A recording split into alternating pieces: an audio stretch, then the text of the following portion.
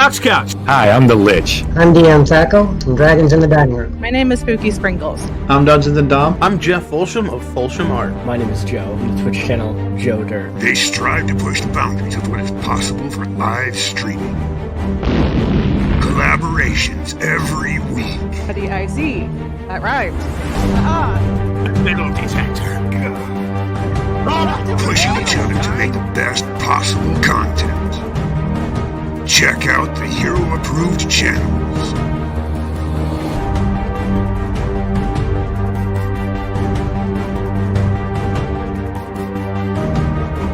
Welcome to our dining room. We've been playing D&D since the crack of noon. You're welcome to join us around the table. We're dragons in the dining room. We're dragons in the dining room. OMG, hi. Have you heard about the Apaka Beep Roadshow? It's not like other shows. And you can catch it on Saturdays at 10 p.m. Eastern on the Liching Hour. It's fun and a little weird.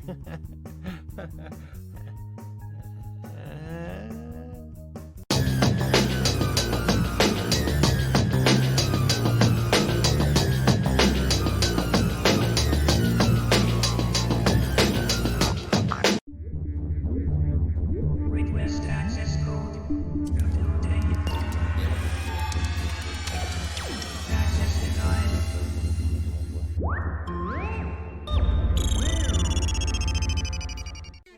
Do you like Dungeons and Dragons? Do you like to laugh? Do you like full costume role-playing? Do you like voice acting? Have you ever wanted to feel involved and influence what happens on a D&D show? Well, my friend, I have the show for you. Drunks and Dragons. Every single Sunday at 7 p.m. Pacific Standard Time on the Grouch Couch. Join us, hero.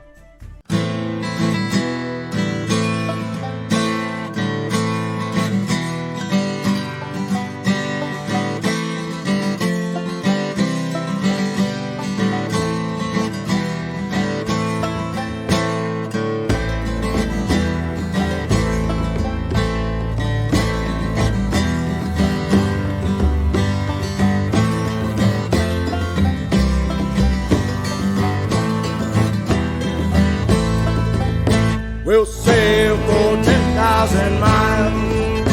We'll sail for 10,000 more. We'll drink and we'll fight and we'll sail all night. We'll sail for 10,000 miles.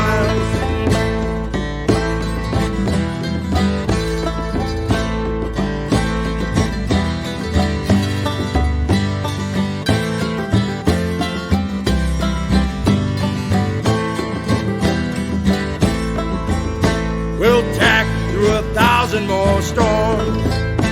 We'll tack through 1,000 storms more. Heave ho through the day and the devil will pay. Tack through 1,000 more storms. We'll sail for 10,000 miles. We'll sail for 10,000 more. We'll drink and we'll fight and we'll sail all night. We'll sail for 10,000 miles.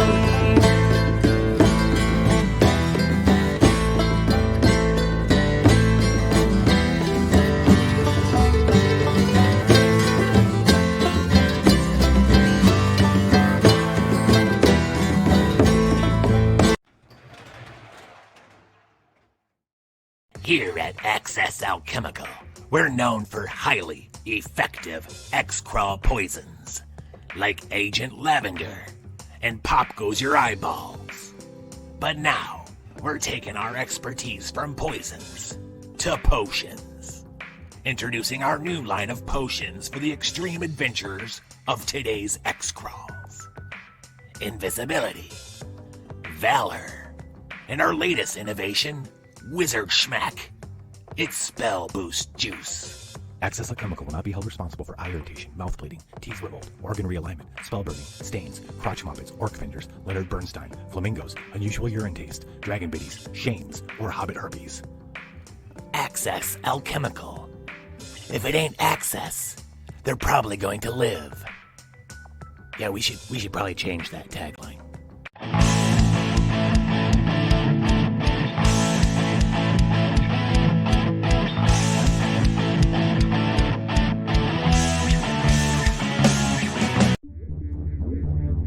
Request access code.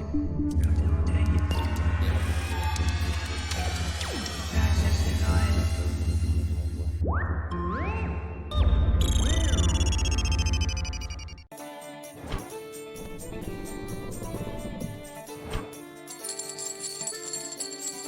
People are dungeon! The fantasy is high, but the prices are whoa, request more! Goblets to detect poison, 4-pack, $25.99. Lower! Alright, $15.99. Yes! Cloaks of invisibility, disappearing off the shelves at $69.99. Lower! We can't go any lower. Lower! Fine, 2-pack, $59.99. Oh yeah! Magic Taco weapons, low as $199.99. Lower! Fine, $149.99. Lower. All right, $129 and I'll throw in a spare. Yeah. You roll high while we roll low. Request more. OMG, hi. Have you heard about the Apaka Beep Roadshow? It's not like other shows. And you can catch it on Saturdays at 10 p.m. Eastern on the Liching Hour. It's fun and a little weird.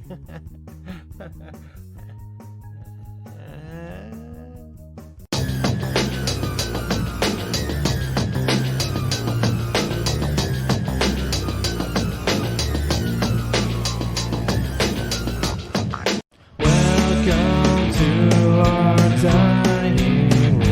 We've been playing D&D since the crack of noon. You're welcome to join us around the table.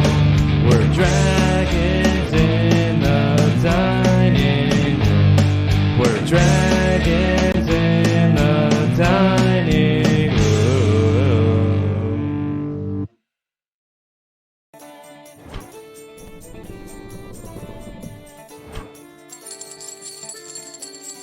People are dungeon!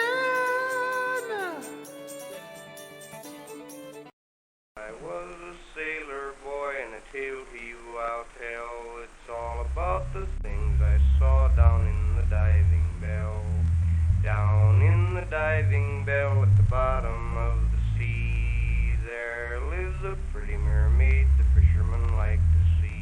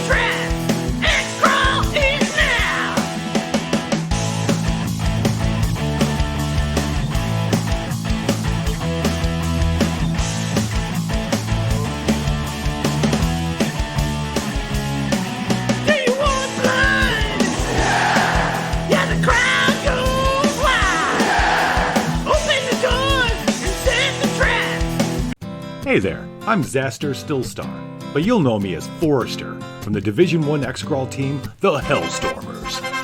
Did you know you and I have something in common? That's right, we both love drinking Friki-Choo cola.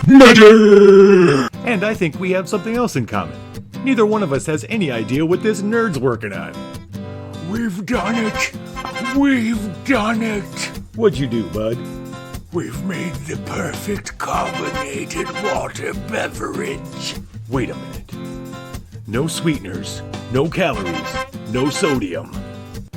Just bubbly? We're gonna need a new spokesperson. A fresh face. Maybe a jammer, or a blaster. Or you decide. Friki-Choo Cola is sponsoring DungeonBattle Brooklyn. One hot new team, one hot new endorsement. It's Xcrawl Live in DungeonBattle Brooklyn, starring Bets the Beast as the Blaster, Klaus the Killer as the Scout Specialist, Plot Twist, the Half-Orc, Tit for Tat as the Messenger, and your DJ for the evening is Dungeon Judd Rust. Dungeon Judge, take it away. Well, thank you there for that brief introduction. We got some really fine competitors here today. You should have recognized at least two of them from the most recent Xcrawl's Got Talent. We are here in the wonderful DungeonBattle Brooklyn, and it should be a very, very interesting night.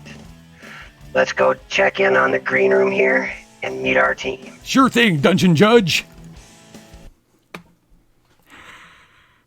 We're live.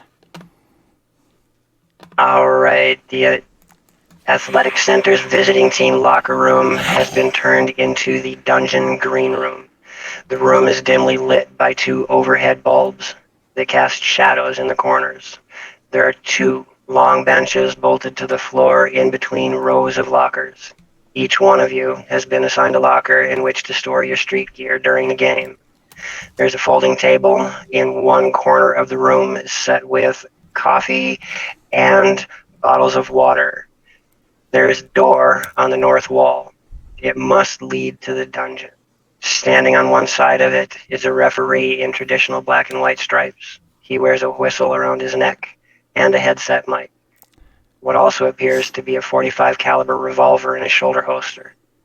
Next to the door is a magical arcane video screen, or AVS. With that, you can communicate with the DJ and referees through these magical devices. Through the wall, you can hear muffled talking, laughing, and movements of what appears to be a large capacity crowd. And contestants, you have the green room. Discuss amongst yourselves. There is a little bit of time before the dungeon starts.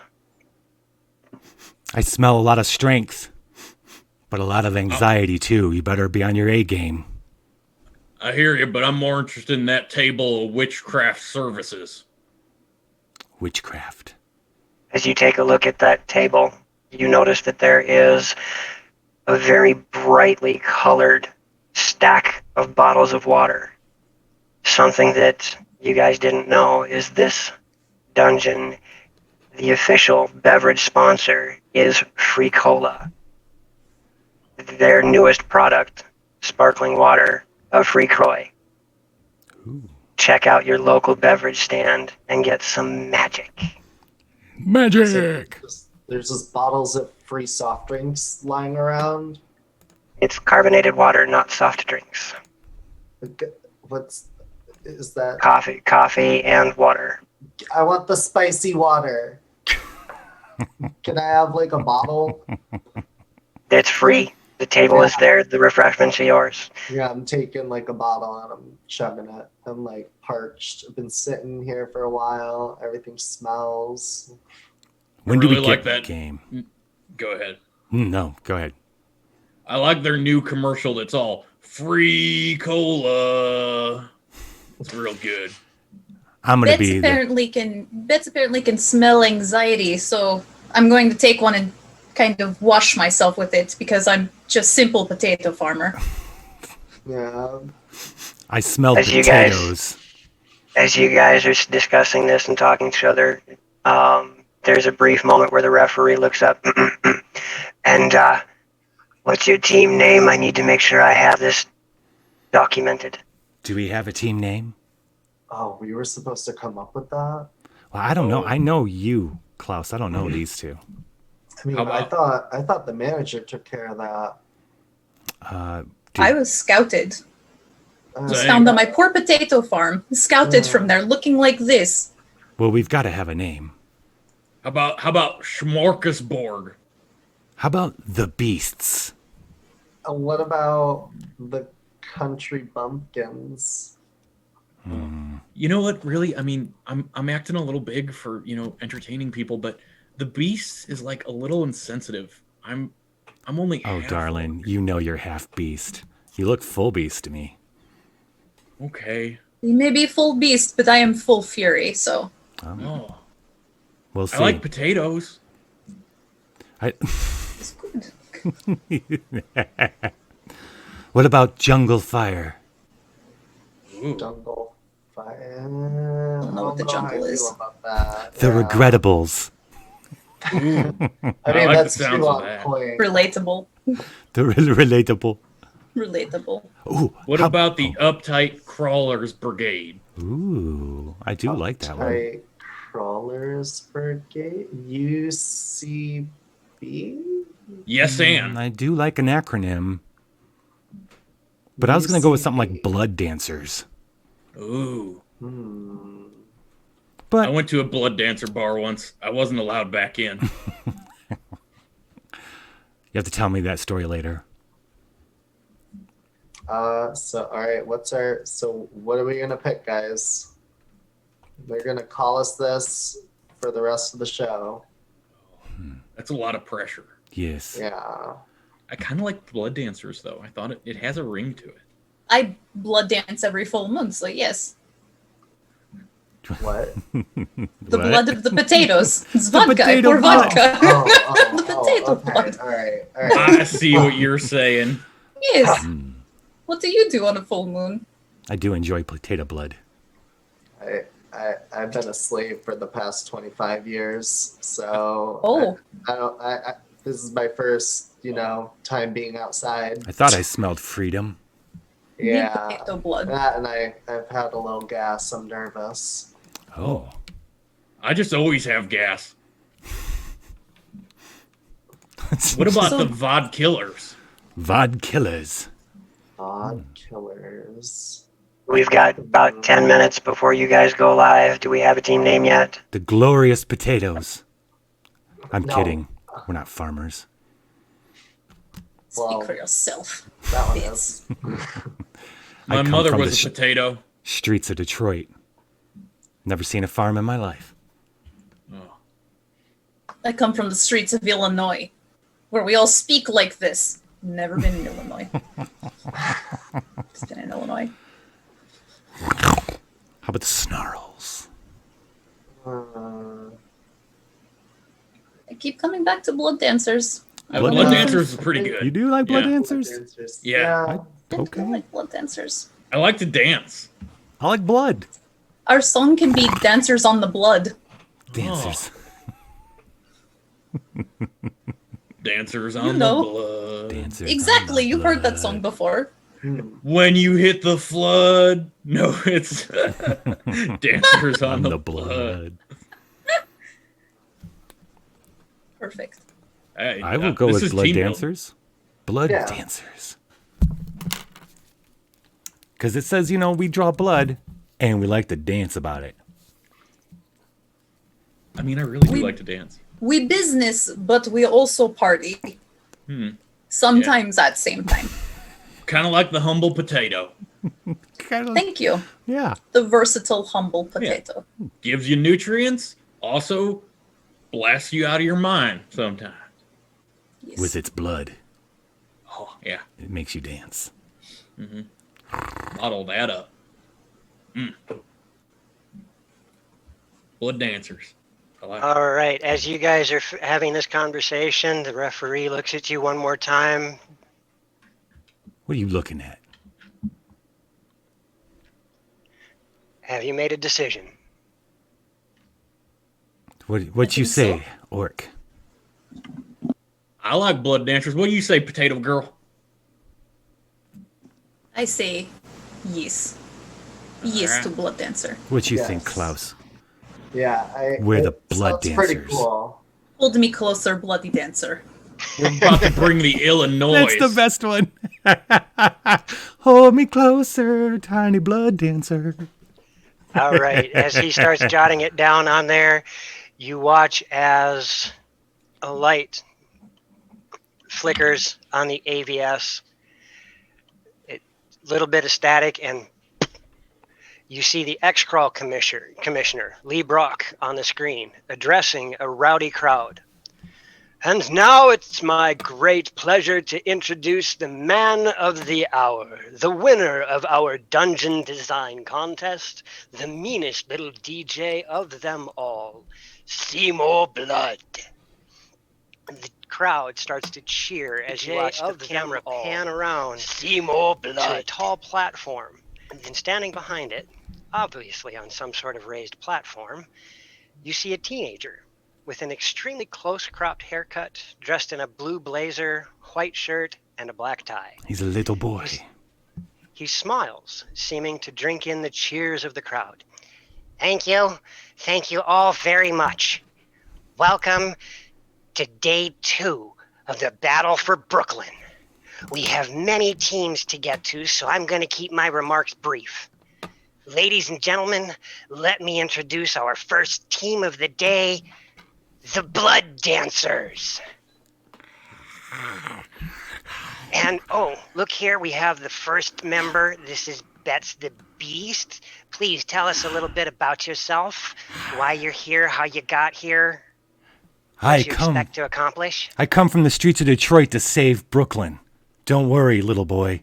Brooklyn's in safe hands. Or should I say claws? Oh, look at that. That's a catty one right there. And next to Bets is Klaus the Killer. Please, how did you get here? What is your goal? And do you think you can beat this dungeon? I won my freedom with Xcrawl's Got Talent, killed my master with my own 2 hands. I like this. And I kind of want to do it again. Well, unfortunately, you can only kill something once unless it's undead. Well, it's going to be in the dungeon, so I'm going to kick ass. Oh, fair enough. And look at this, the scary-looking lady here, Tiff for Tat. How did you get here? What are your plans for this dungeon? Well, I was farming one day, and then the sky opened up, and 3 beautiful women came down and told me that I was chosen. And so I dress like this now, but I'm still farmer, and so I stick out. And so I was found by a team scouting, and so I'm here to make money to bring back to my farm. Oh, well, that sounds absolutely wonderful. The gods must smile upon you. And you, you look big. Plot twist. Please tell us a little bit about yourself and what is your role in this team? Oh, I'm the strategist. What do you think? I'm half-orc, full drunk, can't lose. And like all my exes, I come from Hexas, okay?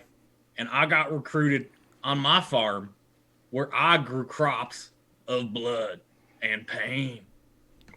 Well, you sound like you are more than ready for the dangers that I have in front of you.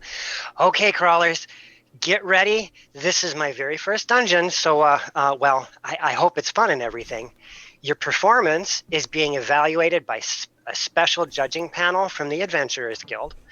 They'll choose a winner based on heroism, skill, leadership, and, of course, how far you get with how many players intact. Now, not to make you nervous or anything, but, just get ready for that. Now, I may be a bit young, but I haven't pulled any punches yet. Yesterday, I saw first blood. Let today bring what it brings. Your quest is to defeat all of the monsters, find the 3 sections of scroll, and read it out loud to access the last room. Now I have to go backstage and get a few surprises ready for you. Mr. LeBrock is going to wrap this up, and he's got a special announcement. The camera pans back around, and you see the Commissioner LeBrock. Thank you, Seymour. Ladies and gentlemen, how about a big hand for our first-time dungeon judge?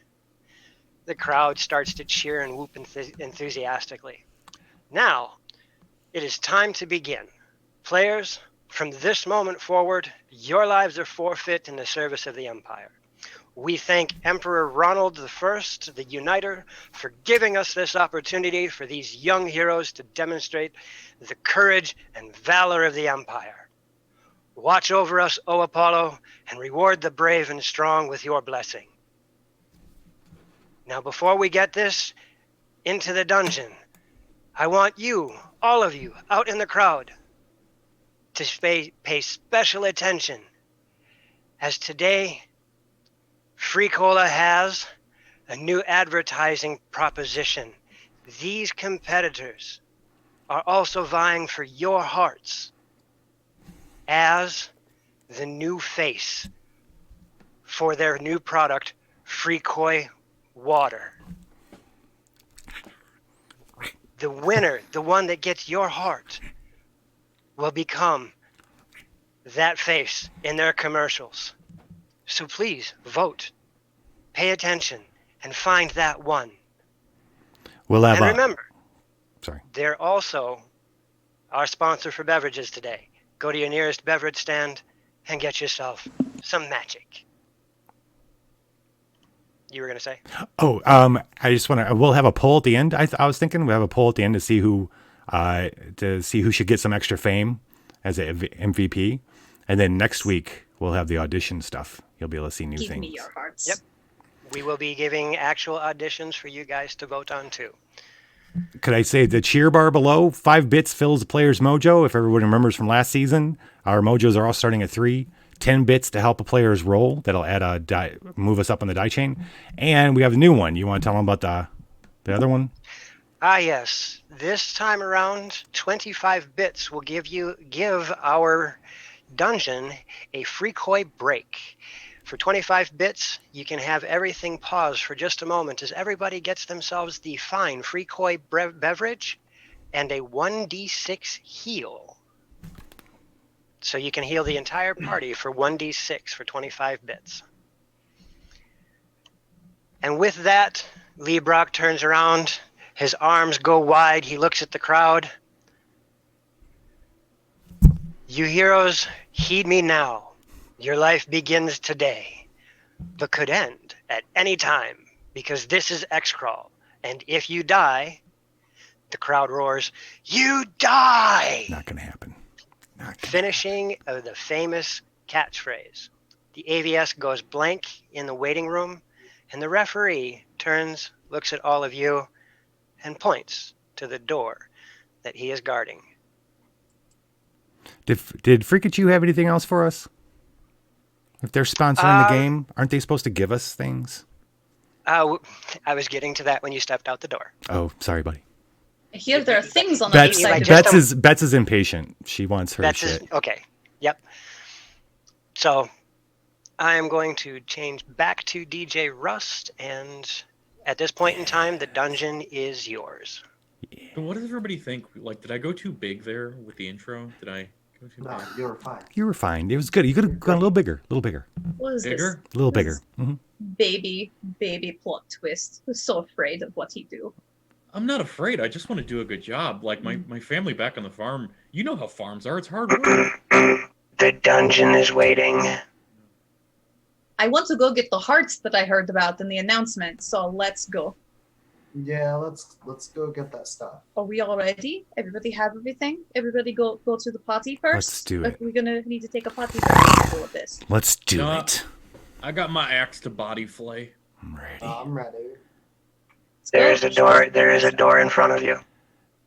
I'm gonna go to the door. Go through the door. Go, scout. All right. As Klaus the Killer steps forward, are you just going to barge through the door? How are you going to go about this? Is there a handle? Yep, it's one of those push handles like you have on most gymnasium doors. Well, I'm not a monster. I'm gonna push the door open. As you push the door open, there's this small sound, almost inaudible with the noise from the audience on the other side, but just loud enough that you catch it. And from your background being the scout and the specialist, your heart sinks for just a moment as you hear ping, and your hand feels an electrical current pulse through it, and you take one point of of electricity damage as the door opens. Are you What? kidding me? You This kid trapped the door. Enter? This little bastard. All right. Is the trap still there, or after Better I not trip be it, is it immortal. done? It, as you look, you notice that there was just one fine filament. The trap was a one-off. Son of a. All right. I like As this you thing where you open the doors. Yeah, me As too. you open the Me too. But hopefully you're better at finding these traps. Well, yeah, I Than didn't this. try. As you open the door, standing directly in front of you, you see some young cheerleaders, each of them with a Friki-Choo shirt on, and they look at you and they hand you a large Friki-Choo sticker. And you hear over the overhead speakers, Friki-Choo is giving a hollow sticker to all of the competitors. This allows them a +1 to all of their grandstanding checks for the rest of the dungeon, as long as the competitors place it on their armor, somewhere that is visible. And one of the other cheerleaders steps up, and she's got a small, what looks like a serving tray, and there are 4 small vials. Friki-Choo is also donating 1 healing potion to each of you competitors. So you guys can mark down you have a healing potion for 1d3. I'm going to get one of these teens to put it on the back of the sticker on the back of my sexy leather. There you go. And It won't get slaps blood it all on over it.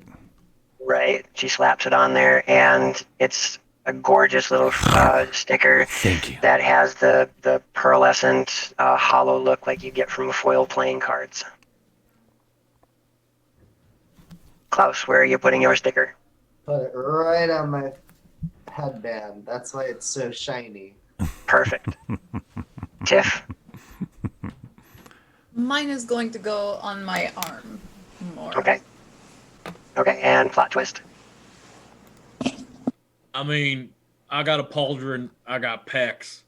That's where I'm putting it. All right, right on the chest. And at this point in time, the cheerleaders step away, and you hear the roar of a capacity crowd as you step out into what appears to be a very large gymnasium. The walls around you are made of some sort of heavy plexiglass. They are completely see-through, and on the opposite sides of these walls you see live cameramen, backstage personnel, referees, handlers, statisticians, and a long table filled with men and women who scribble in legal pads between glances at each of you. The bleacher seats start some 15 feet beyond the west wall. There look to be several thousand people in the gymnasium cheering and chanting, waving pennants in the foam your number 1 fingers. The room is large and arranged into various obstacles. A thick orange arrow painted on the hardwood floor marks your path. A path set with various obstacles, swing ropes, attack barriers, and similar. In the very center of the room is a 30-foot tall tower made of wood and stainless steel struts. Hiding behind the low wall at the top of the tower are 2 small men in armor. You may very well be facing your first humanoids in combat. The 2 armed figures man some sort of cannon with a wide barrel on it. They are not pointing it at you. There is a 3-sided revolving AVS scoreboard hovering in the air some 30 feet over the tower. You see your faces and names listed, as well as clips of what must be footage from earlier heats. There are several referees around the room. The one nearest you blows a short blast on his whistle to get your attention. You have to hit all 4 buttons, then assault the tower to win this room. Follow the arrows, don't skip any obstacles, and follow the instructions of your referee. On my mark, get set, go. Okay. And at this point in time, I need Tiff and Plot Twist, both of you, to roll me a will save. Okay. Oh.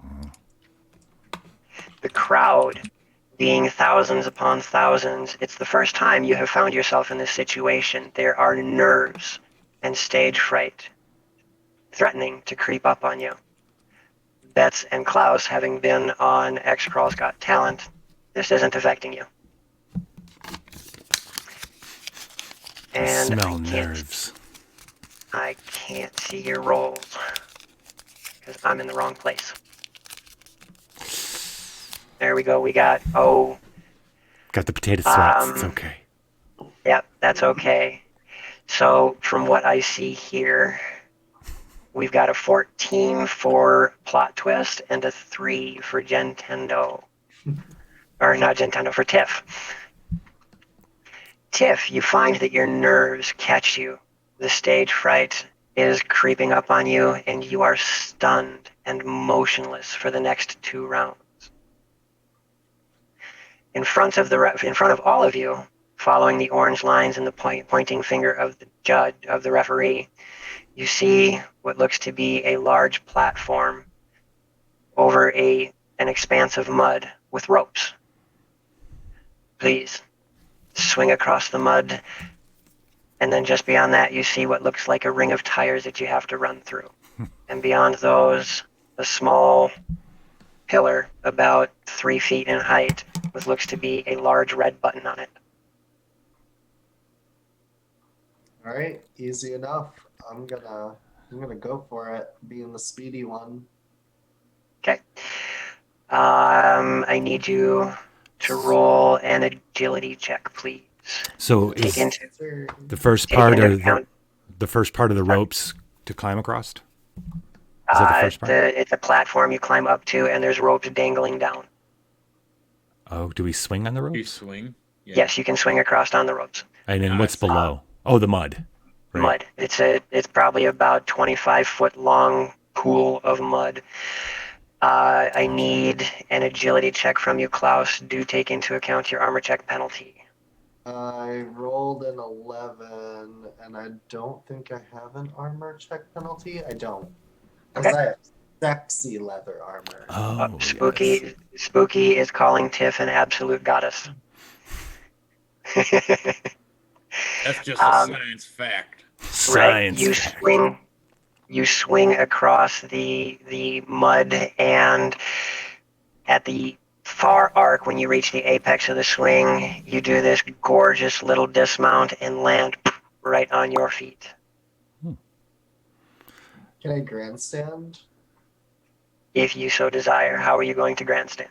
I'm gonna like pose afterwards, yeah, I did it. First try, 0 deaths. All right. So the crowd watches as Klaus grandstands, striking a pose when he lands. Viewers, if you wish to.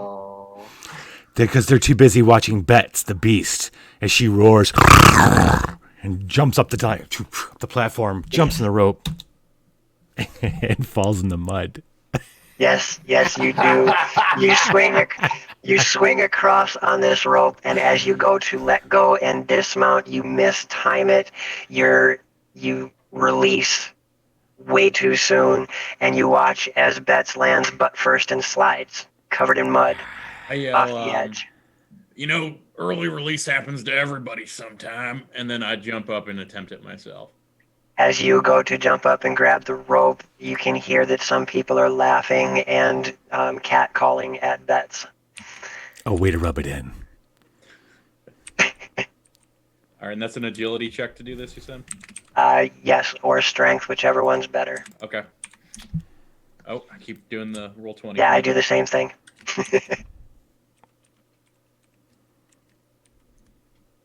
16. You make it look easier than Klaus did. You land right next to Klaus, and you do the classic superhero 3-point landing. Ugh. They teach us Half-Orcs that in the womb. Nice. Sparkling Sweat Drop. Mojo is something that the players can use prior to making an attack roll, saving throw, skill check, anything like that. But they can only use it for another party member. They cannot use it for themselves. The party member that's making the roll cannot ask for Mojo, or else they are no longer allowed to use Mojo for the rest of the encounter. For you out there in viewer land, they have a maximum of 5 Mojo. If you choose to help fill a Mojo, it's 5 bits, and they will get their maximum for the person that you call out. DJ Rust, what was the penalty for Tiff for the misroll? 2 rounds of being stunned. Yep, So I think everybody gets one more action. Yep, oh, you're stunned. You're just kind of oh. Yeah, it's just shock at the moment. It's there are Stage so many people. What do I do? So you guys have made it across the swinging rope. In front of you, you see a large line of tire rings, and the referee standing there. You must make your way across, stepping in each of the tires, not missing one, and not falling over. Was there any penalty to me for falling in the mud other than embarrassment? Embarrassment. And a bruised bum.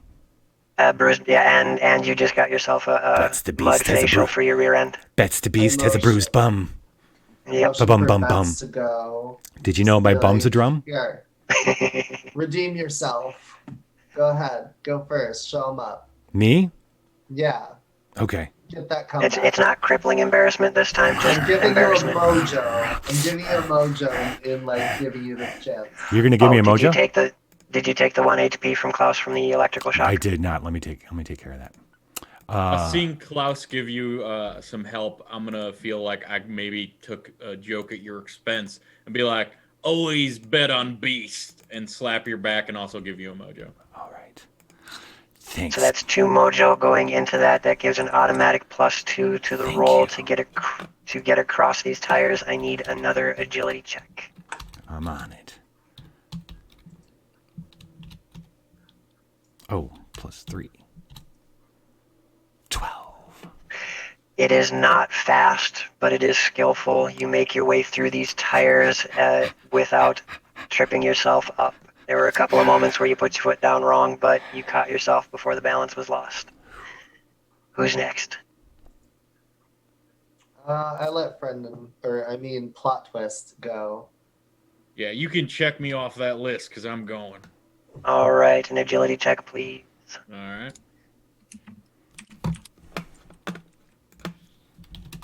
17. And the athleticism of Plot Twist shows again as right through these things like a pro football player. Y'all said to go bigger. I will. There is a little bit from the crowd. There's just a little bit of ooh as they watch you show off your skills. Klaus. I'm gonna give Klaus some mojo. Okay, Klaus, you get a +1 to your roll. Thank you. I'm gonna meant look to do it back for and see that Tiff is like still at the entrance, just like staring like a deer in headlights into the crowd, and I'm just gonna like shake my head and be like, all right, she'll be okay. And I roll a 5 total with that +1 mojo. All right, you start your way across these tires, and about the 5th one you get to, you go to pull your foot out, and it catches the lip of one of these tires, and something you guys didn't notice is these tires are nailed to the floor. They won't move, so as your toe catches it, you go smack face first right into all of the tires in front of you. And once again, the crowd starts laughing and just roaring at watching the amazing failure of Klaus. I'm okay. Does he get fame for that at least? He gets infamous for that one. Oh. Infamy. I assumed that I can't give. Can I give Mojo when I'm stunned? Yeah. At the moment, no, because Oh. you're caught. Oh no, yes you can. Yes, figured you there's a can, meta because it doesn't thing. affect that. It's a Yeah, meta that's thing. a meta thing. I'll keep that. that in mind. Okay. And at this point in time, Tiff, you finally shake it out of your system, hearing the boos, the cheers, and catching out of the corner of your eye your friend Klaus taking what looks to be, or your compatriot Klaus, what looks to be a very heavy slam into those tires.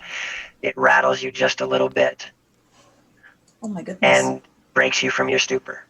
Oh. Have a very good night. Thank you very much for swinging by, Sparkling Sweat Drop. I'm gonna give. I want to give Tiff a Mojo. Okay. Thank you.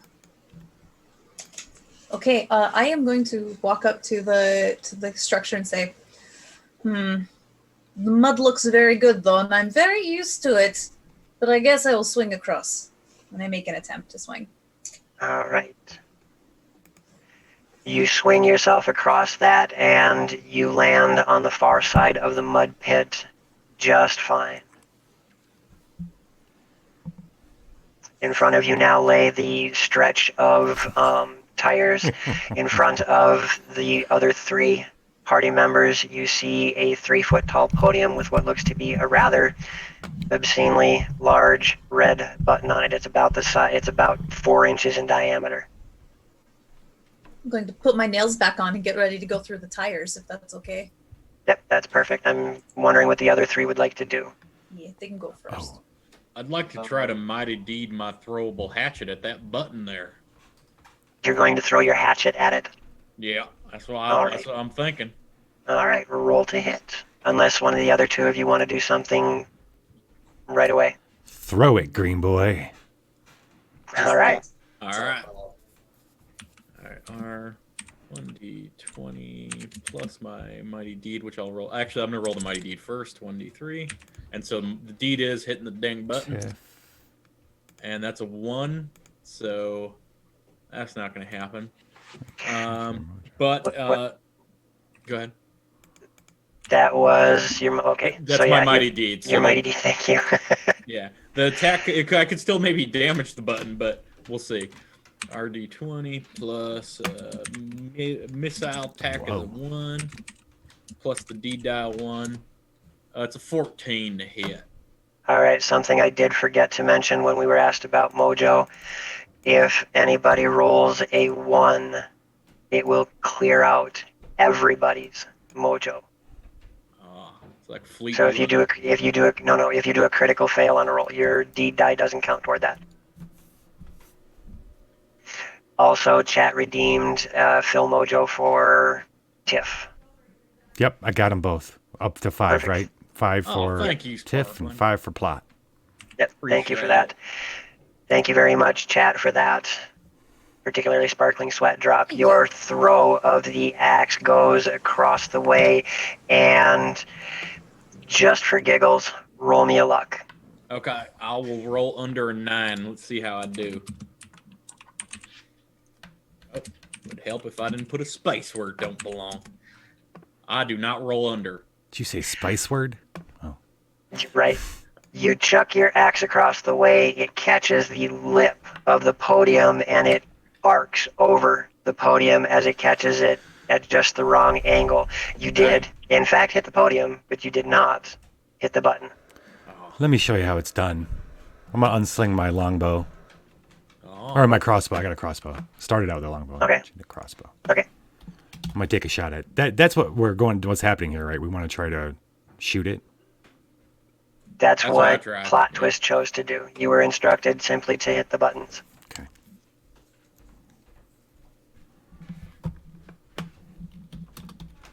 We hit a bad pocket of internet. Looks like. Ooh. Yeah, my Pause Twitch for a is second. buffering something fierce. Yeah, it is. It's 2. Mine too. Well, when we come back, I got a 19. Yeah, Yeah, it's just buffering here and there. So with a 19, Betts pulls out the bow, releases an arrow, and it catches the button, and you watch as the button depresses. And you hear what sounds like a police siren, and a red light starts flashing. The referee standing there looks at you, kind of shakes his head. You've hit the button. On to the next challenge after. Nice. Your last member reaches you. Hello, last member. Tiff, Yes. I need an agility check to get through the tires. I'm gonna give. Yeah, go ahead. Too late. No, I both got of it. us. Oh, okay. Too late. Save your mojo. I'm gone. Yep. With a 19, you look beautiful as you dance through the tires and make your way across to the rest of your team. You look better with some blood on you. As I go, I like spill like vodka all over, and then I light a match and throw it behind me, and it lights up, and I walk away. Are you going to use that as a grandstand attempt? I could do that. I think you should. Mm-hmm. Okay. Mm-hmm. So my grandstand is just +3 right now because that's what I have +3 as my grandstand. Does that make sense? Yeah. Yep, it's personality plus your level. Okay. And the +1 bonus from the hollow. And the +1 from the hollow stickers, yes. Okay, so +4. Oh no, it's not. Does not work. You think +4 is gonna do a lot for you, but sometimes no. +4 did a lot for me. It kept me from having a 3. Very good. You light the vodka up behind you. It blazes behind you in this fiery trail, and all of a sudden you hear a whole bunch of the referees and handlers from behind the glass screen go, "Fire!" Apparently it shocked them as opposed to wowed them. Sorry. And a couple of them run out with fire extinguishers and start putting the fire out. Everything smells like burnt tire. I thought it was spicy. I liked it. In front of you, you see the orange arrow pointing down this long row of what look like padded dummies on tripods, and they are holding what look to be makeshift weapons. The referee standing there. You must make your way through without being knocked out by the monsters.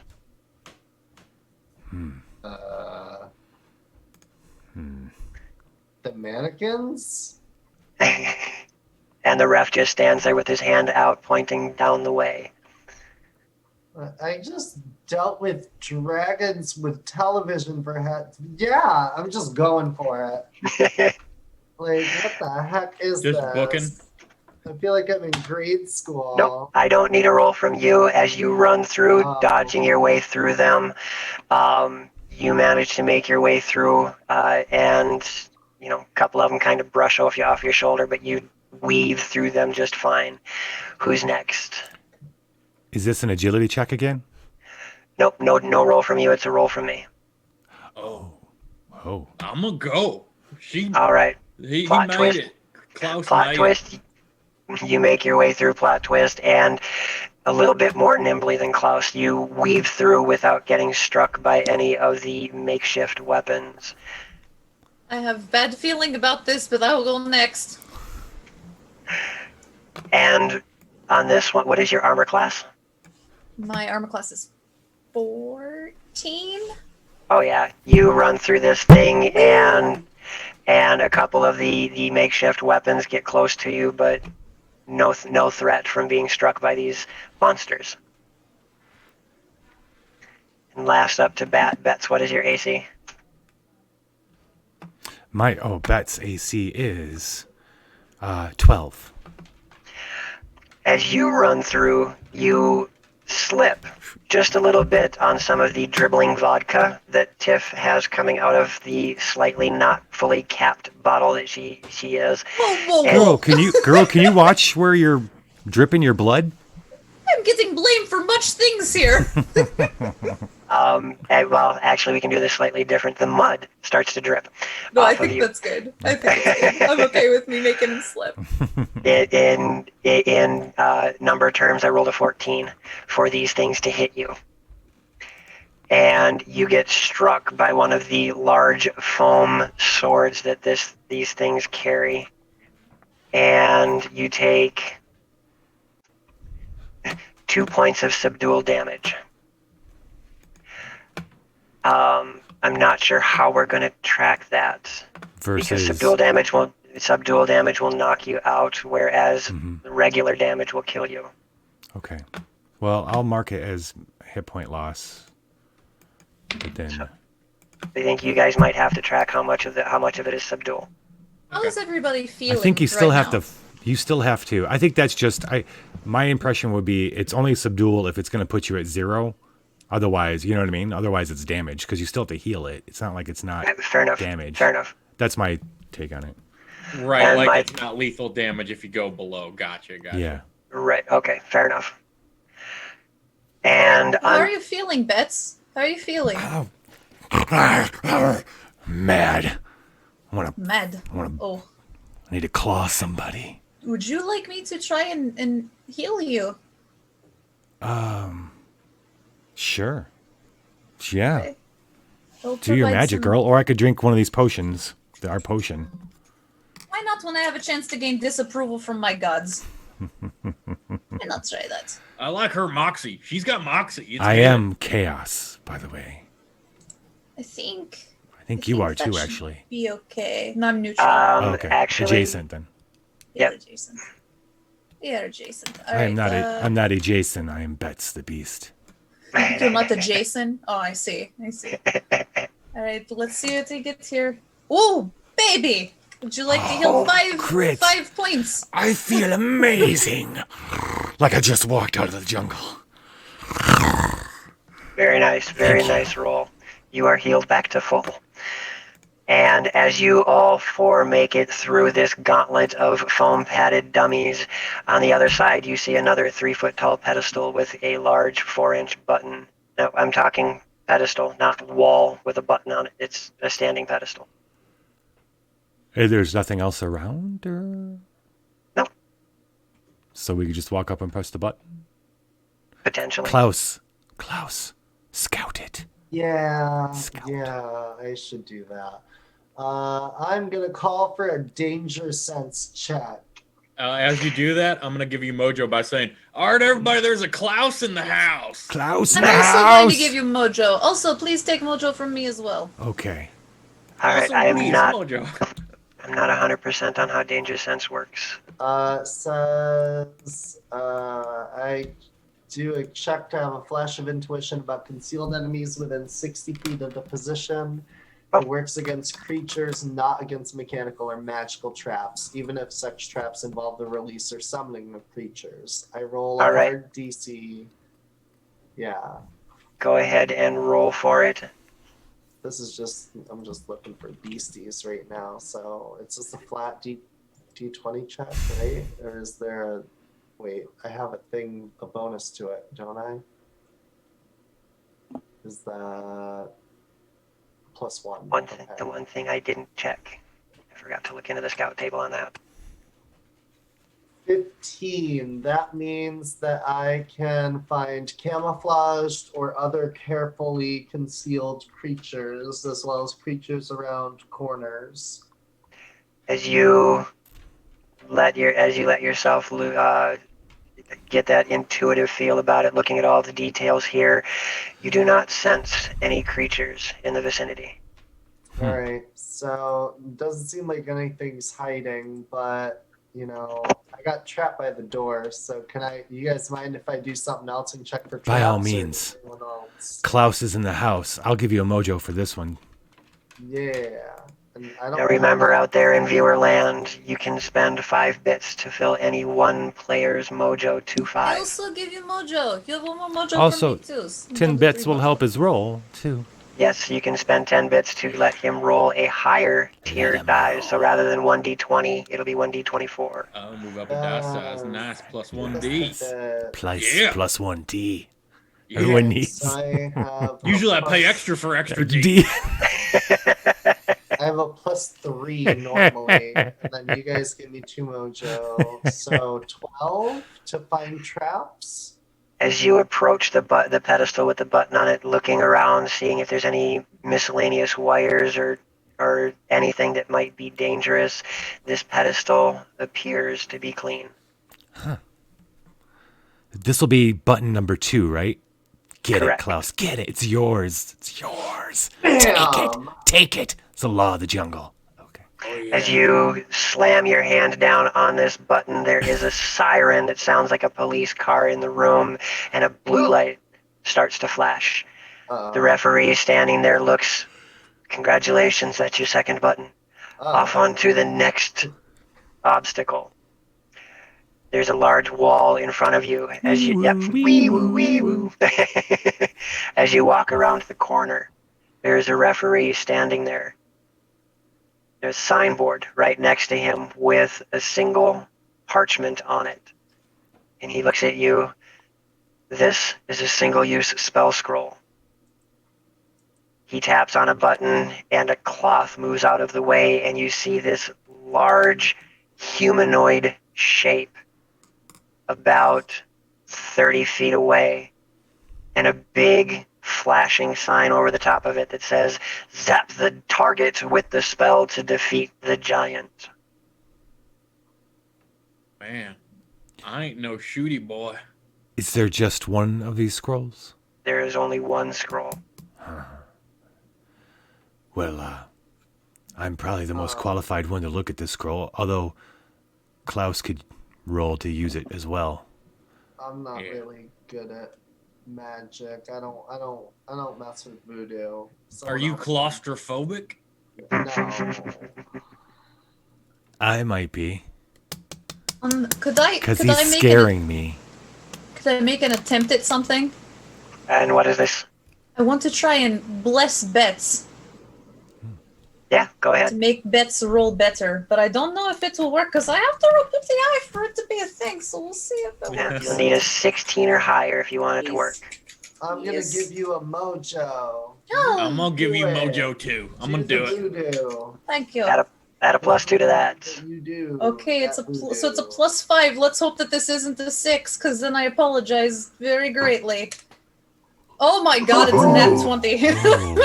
That was a critical. You get to add your caster level to that too, so it's a 26. Oh, it's 26. 'Cause you crit. So it's it is a +1d6 bonus to all attack rolls, damage rolls, saving throws, skill checks, and spell checks to last for 1 turn. Oh. And if I recall, that's it. If I recall correctly, a critical success adds 1 mojo to all of our players. Oh, You're yeah, right. And don't forget, a turn in DCC ain't like just a round. It's like a while. True, 10 minutes. 10 minutes, yeah. Time's different. I learned that when they brought me up from the farm leagues. So there you go. So what is that one? So whoever bets whenever you need to, you can roll that extra d6. All right. Oh, why don't you go ahead and roll it, Tiff, since you're giving it to me? Oh, fair enough. Oh no. You have the honors. Oh no, don't do this. And what deity am I receiving this bounty from? You're receiving the bounty from the lovely Furies. Oh, the Furies. This is a 4. Nice roll. 4's good. I'll take it. All right, darling, let's do this. I grabbed the scroll. What's on the scroll? You notice that it is a spell for a ray attack. Oh. Interesting. I also give you a mojo on top of this. I like what you two are putting down. These Furies sound like they're my speed. I'll give you mojo too. Okay. Sure. That gives you +6. +6, yep. Let me do this. All right, so am I rolling to read it off the scroll at the target? You're doing a spell check. Okay. So 1d20 plus my intelligence? Yep, plus the bonuses you just received.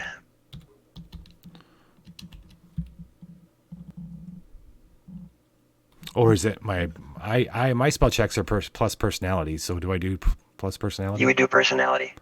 Do I add my my blaster die to this or no? What do you think? Nope, this one doesn't get the blaster die. Okay.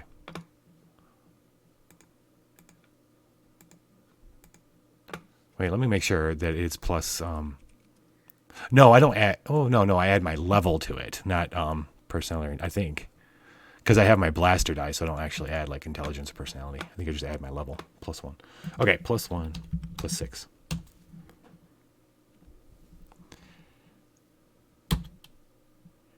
Pew pew. You release the ray spell from the scroll as it bursts into flames and disintegrates in your hand. No damage done to you.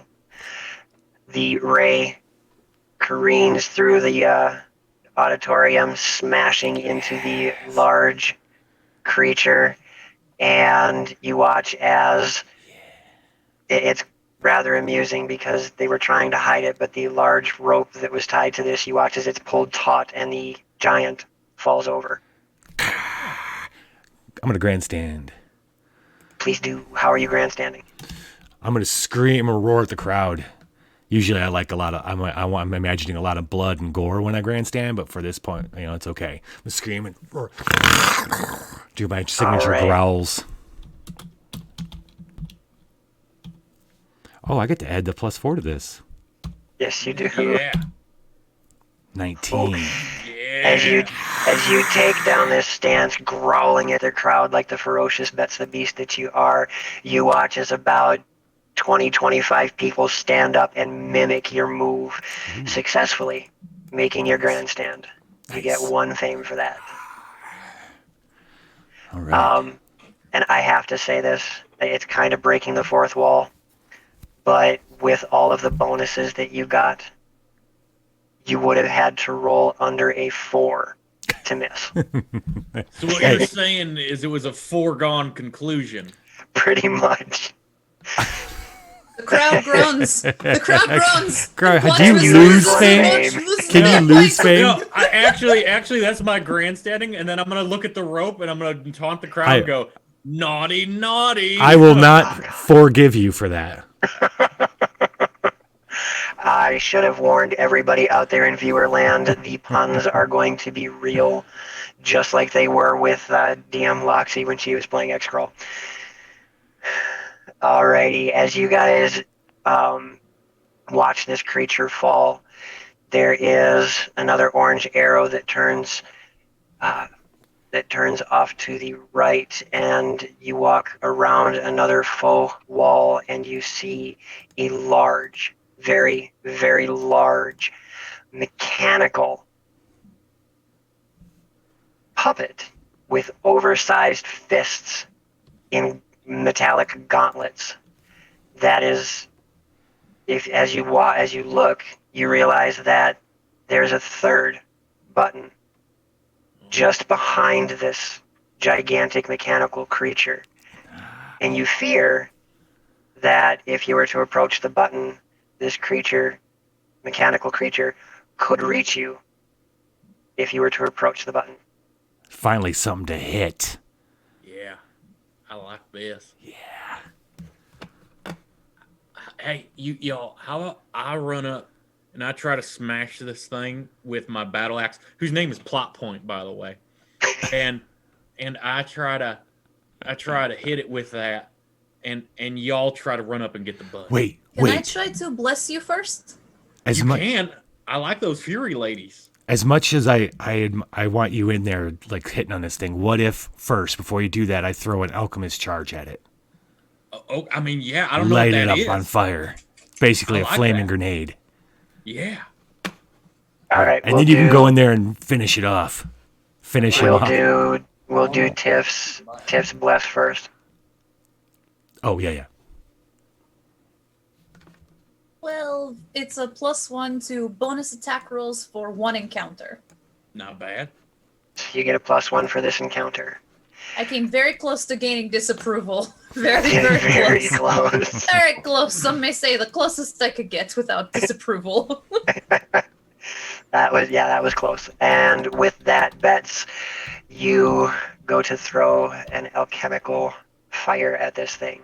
Yes. Is that one of your spells? No, it's alchemist charge. It's a ceramic grenade weapon filled with viscous goo that burns hot and bright when exposed to air. The charge can be hurled. This target struck takes 1d6 fire damage on impact, an additional 1d6 damage the next round if they don't put it out. Now remember, boys and girls, for 10 bits, you can give them a die up on their rolls, making it very possible that they will be much more successful. We'll give that a second. There we go. We have a die up for bets because our beautiful viewer substance used. Thank you. This season our names are on the screen, so I don't know if you guys noticed that. So generous, substances. So generous. I bet they're single too. Does a 28 hit? The 28 is, you can pretty much choose where on this creature that thing lands. Right in the chest. As it slams into the chest and explodes, the sound of ceramic tinkling across the ground. As soon as the oxygen connects, it interacts with this chemical agent, a beautiful fire erupts around this thing. Beautiful. And it starts to burn in a very noxious fume because, well, it's got plastic and rubber and all that stuff in it too. Oh, do I roll damage? Or yes, please do. 4. As it starts to burn, you do 4 damage to this. As I see that, I say, Bets, you're inspiring me. I feel hot. And I run up and I try to hit it with plot point. All right. For my mighty deed, though, what I'm going to try to do is actually buckle it in the knee. There's no knee. It's literally it's on this pillar from the waist up. Think the mechanical bronking bucks. Oh, okay. What I'm trying to do is get my axe in between it and the top of the pillar and try to damage that gear work that might be holding it or whatever's in between there. All right, it's going to be a little bit more difficult because you got to get underneath the creature. So I'm going to adjust the AC a little bit on you. Okay, that's fair. That's fair. Mighty deed will try. And you get +1 from Klaus as he gives you a mojo. Get him. Each one, or actually, I'll use the mojo on the mighty deed if that's okay with you. 1d3 + 1. That's 3. So the mighty deed should go off my attack hits. And so that's RD20 plus 3 for the mighty deed plus 2 for strength. All right. Oh. There it is. That's that don't do it. Oh, shoot. I actually typed the wrong thing in. My bad. My bad. You did. Yep. Yeah. I was just going to say you might want to try that again. D20 plus 3. Sorry, y'all. All right. There we go. So as you watch Plot Twist run in, winding up for this amazing swing at this mechanical creature. Light it up. Everybody except for Plot Twists notices something strange. The creature is perfectly still. It isn't responding to the fact that a threat has happened twice. Oh, I ain't the brightest. Well, no, you're in the middle of attacking. You're focused on the attack, so you're not going to notice that little nuance to it.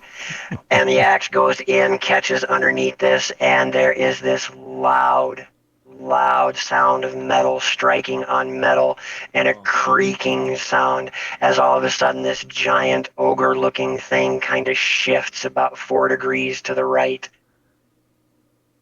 And you hear the ref from the other side of the room. It's broken! And it wasn't even... All you have to do is hit the button. The thing wasn't working. I go up and I hit the button. I'll go up and hit the button. You hit the button and the referee, as you walk by, quietly says, your spell disabled it from the previous challenge. And now we have to repair it. You realize, you weren't supposed to hear the ref say that as he was complaining under his breath. You guys just happened to catch it as you were walking around the corner. Sorry, we're amazing. Airing dirty laundry you're gonna see this in your performance review, I believe. I'd like to grandstand if I can about hitting that thing so well and the ref complaining because the crowd just sees the ref grousing, right? Yeah, and they cannot hear him. All they saw was you do that, and the ref is just. As far as they know, I just beat the crap out of that thing. So I'm gonna turn to the ref and I'm gonna say, "You buddy must be B plot because I'm about to see you later." Oh, roll a grandstand. All right. I mean, you are on fire tonight, plot twist. These are better than some of the ones I see on your stream. So that's the thing is my stream's solo and it's hard to riff solo. +2, +1. I'd like to give you mojo. Never mind. Too late. 22. That's a 22, and as you make this outlandish pun toward the ref, you watch as some of the younger crowd looks at you and they're like, yeah, you tell him, down with authority. Yeah, that's right. Nobody likes referees. I bet on that. So you gain 1 fame for a successful grandstand. Nice. Thank you. As you make your way around the corner from this giant mechanical beast, the ref that you just punned points at what looks to be a taped off square on the ground about 20 feet in front of you.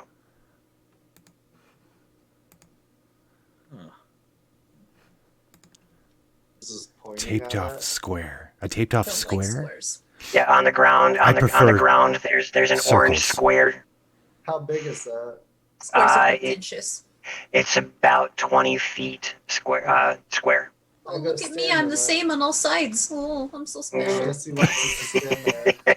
It doesn't even have a third dimension. Squares are so arrogant. Yeah. They are. All sides. Oh, look at this. Conform. No. You know what? Tiff can't draw a perfect square because she doesn't understand math. I don't understand math, but you know what I know? You can't spell squares without putting on airs, okay? You cannot spell that word without airs. And I don't like how cocky this thing is. I don't like it.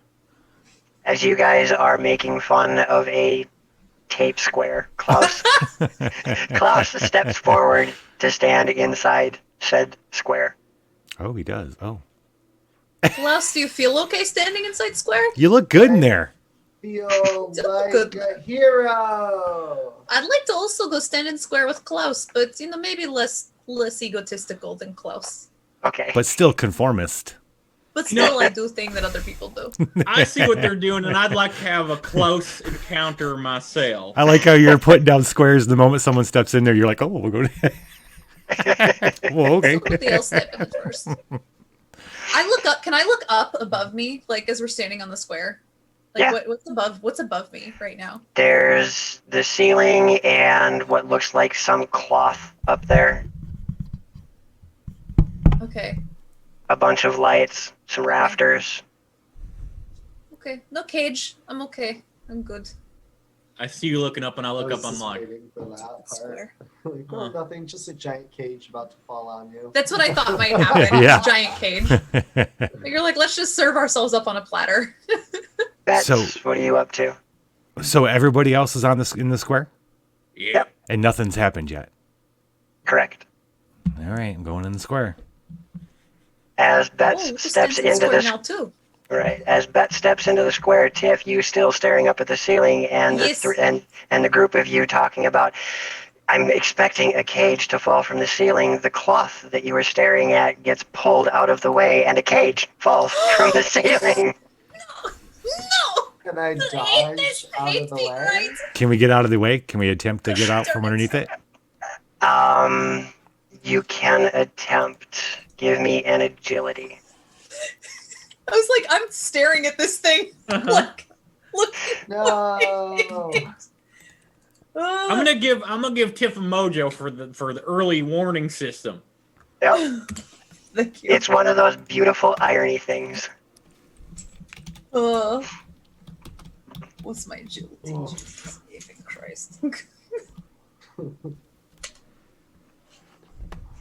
Unfortunately, none of you are able to dive out of the way of the cage before it drops, as this is a large 20-foot steel cage dropping super fast.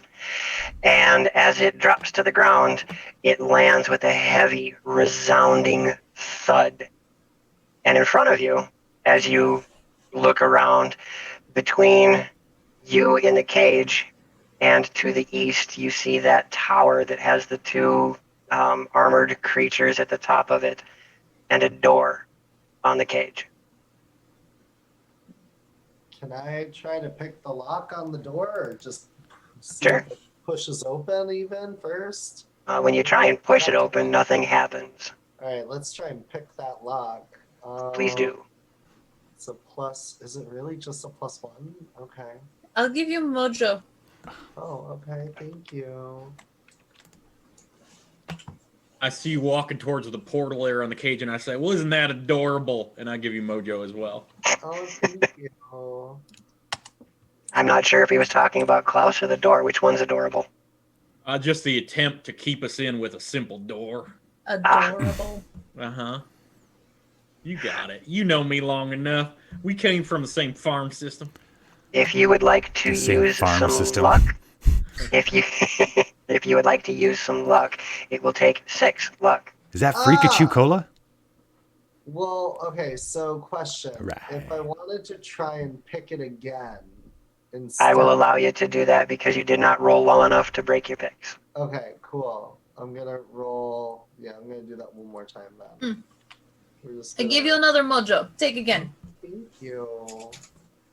I gave out my mojo. Also, I've been keeping Are track. you I'm down to 1 mojo. me? I'm not rolling good tonight. Alright. I'm just gonna turn around and Can I try to bless you? Yeah, go ahead. You need help. I'll give you a blessing. I'm trying to help. We're all friends here. I'll give you a blessing, and now it's a plus. Is a plus. There's something about this lock that is just confusing you at the moment. These past couple attempts, you're catching on. Because I'm doing it from behind. It's really hard to do a reach around. It is. Yeah. It is. My I usually pay failure- extra for that too. I got a +1 disapproval, so not great. Not No, great. you're now 1 to 11, or 1 to 12. 1 to Sorry. 12, yeah. Oh, I was gonna say, can you do luck to avoid that or no?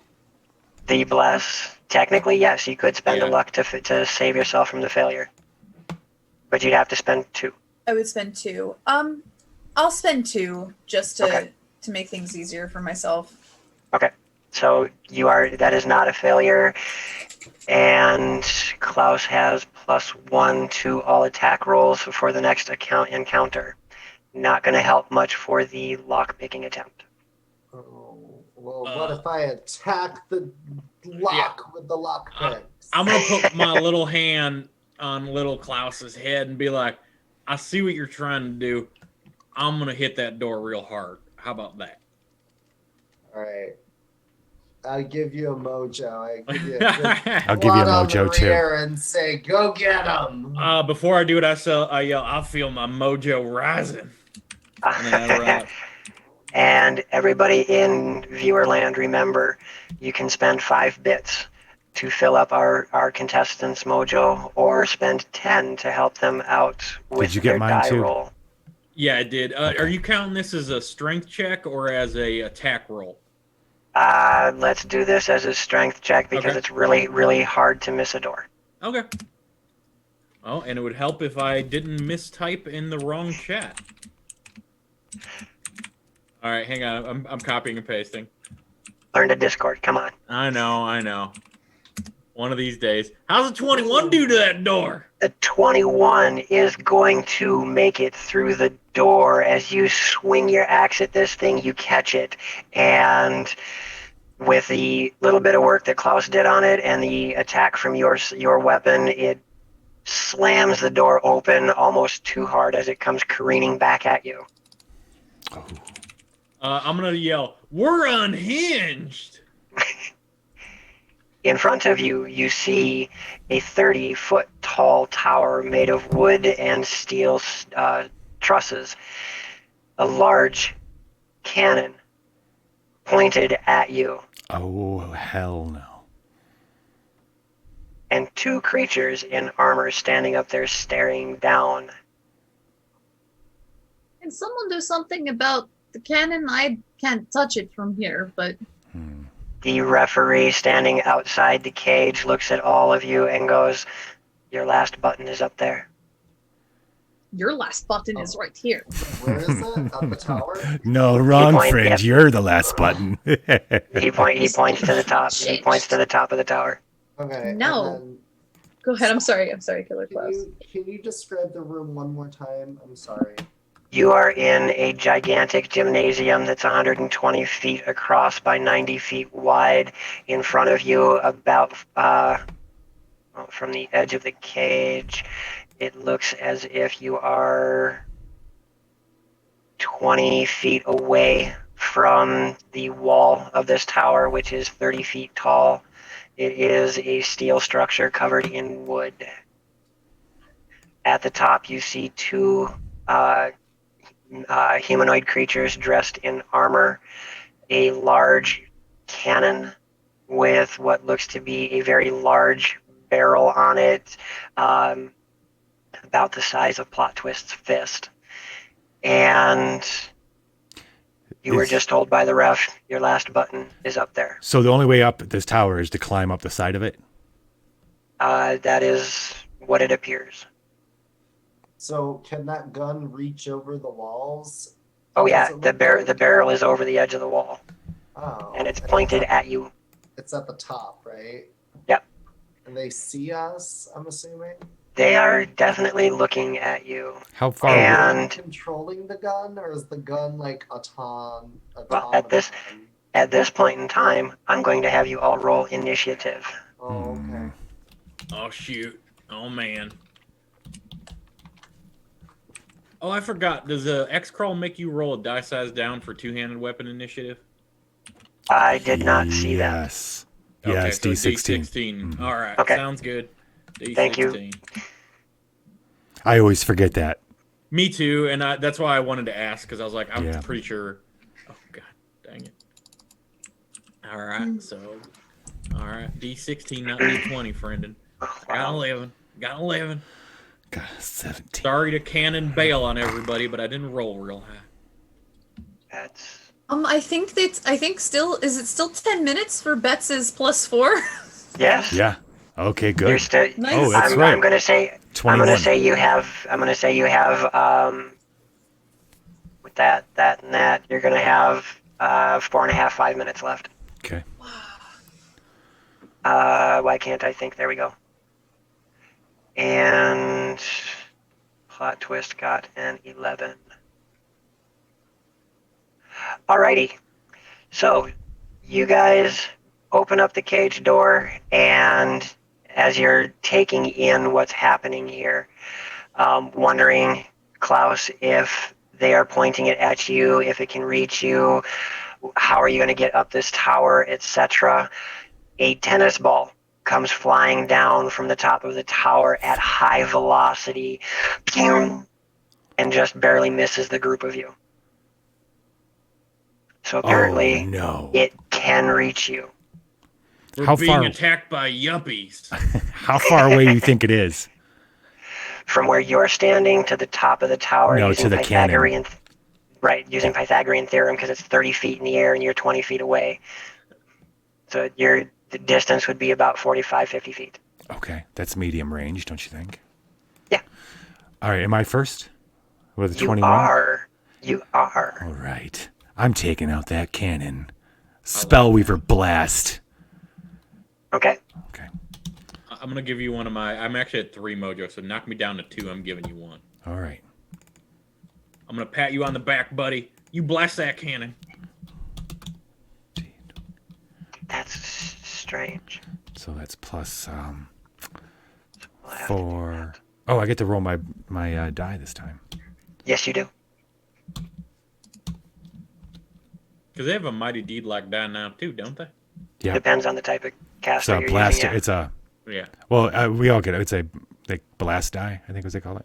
No. Oh, I didn't realize that until just now. Yeah. For some reason, it reversed my screen on 23. 23. This is a blue flame beautiful- erupts out of my hands. Spellfire That is blast. beautiful. Spellweaver blast.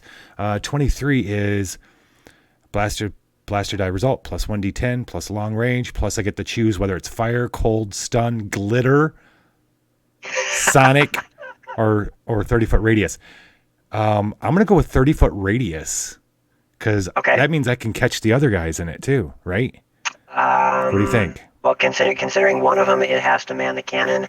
You're getting at least one of them. I'm going to have you roll luck to see if the other one's close enough because that tower is very wide. I'll roll luck. Do I get to minus the 4 from it? Yes.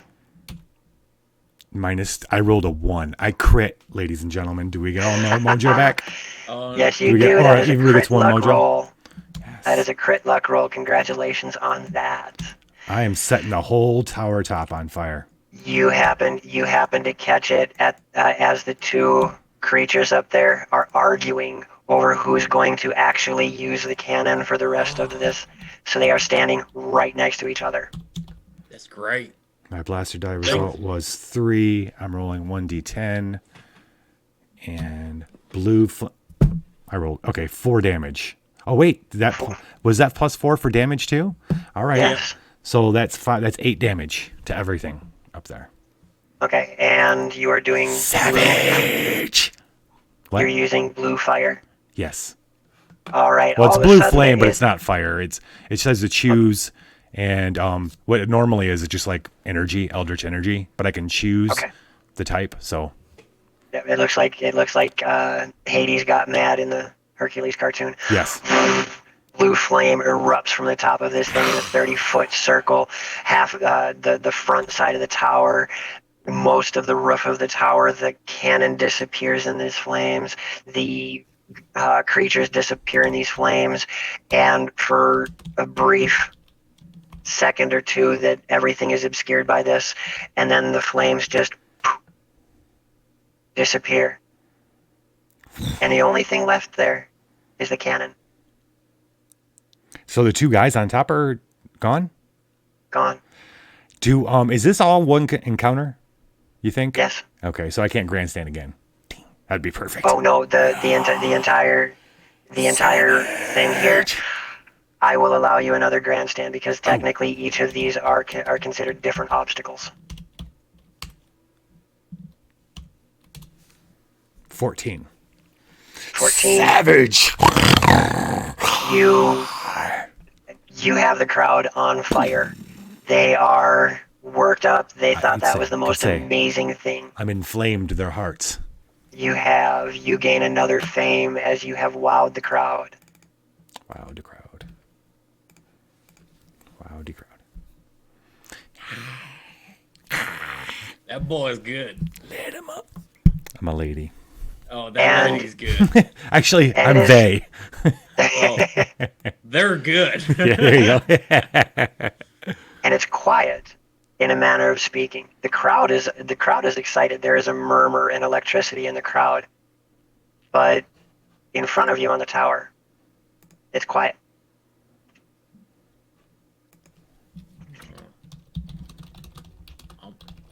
I feel like climb tower. Yeah. You should climb up. Press button. Yes. All right. So we will say plot twist. You're the next one going. All right. Yeah, it feels like maybe I should try climbing this. Everybody, I say as my adventurer's pack that we all get. Does that have a grappling hook in it or a rope? You actually see that some of the exposed struts and trusses could make viable handholds. Cool. That's what I'm doing. I'm going up it then. Roll me an agility, please. All right.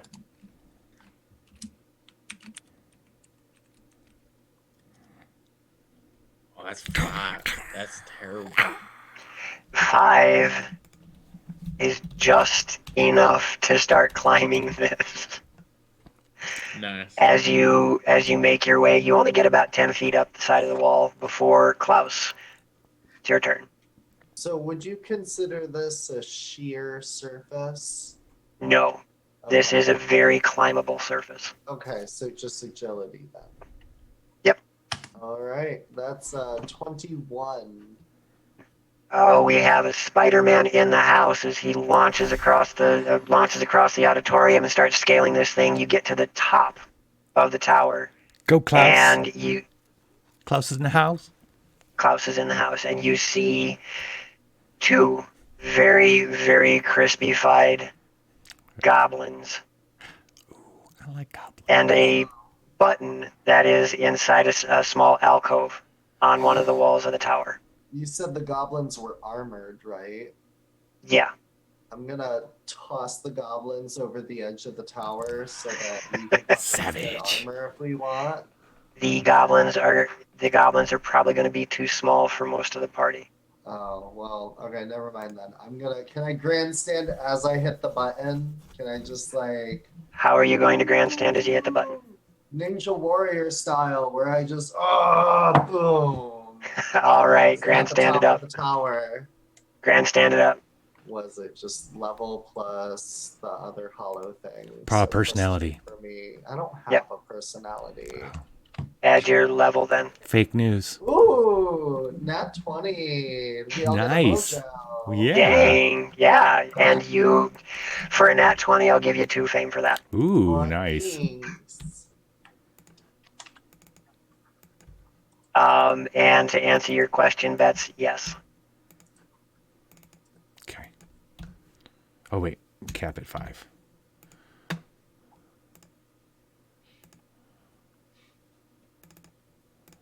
Right.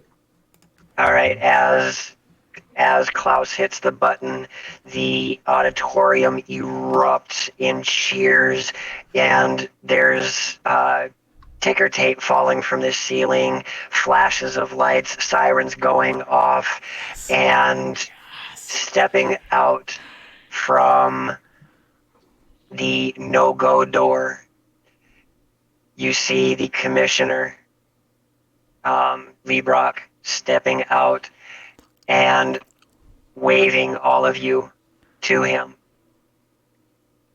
As you approach, he hands you, he starts handing out some rewards, congratulating you for your successful completion of the first challenge of this dungeon. He hands out a longsword, doing 1d10 damage in a Velcro sports scabbard. Who wants the longsword? Well, you might notice I have a long face right now because I'd like to stick that longsword right to me with those Velcros. You want to take it? Take it. I'm taking Take it, green boy. Doing it. And I take it. He then pulls out another item and he looks at Tiff almost knowingly. As dangling from his hands, he's got a string of 7 prayer beads.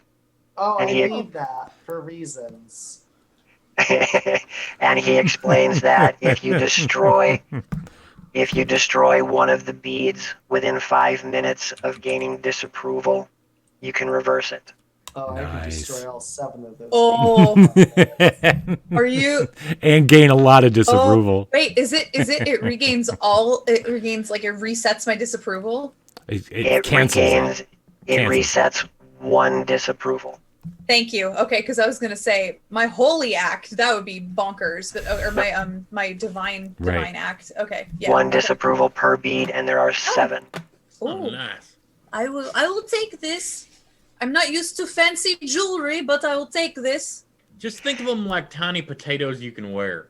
There are tiny potatoes, but I have to be careful because I don't want to accidentally eat them, especially not after what I think Klaus wanted to do with these. Yeah. I mean, they'd end up in that place eventually then. This is true. And then he pulls out a scroll and looks to the party, and this would be a scroll of magic missiles.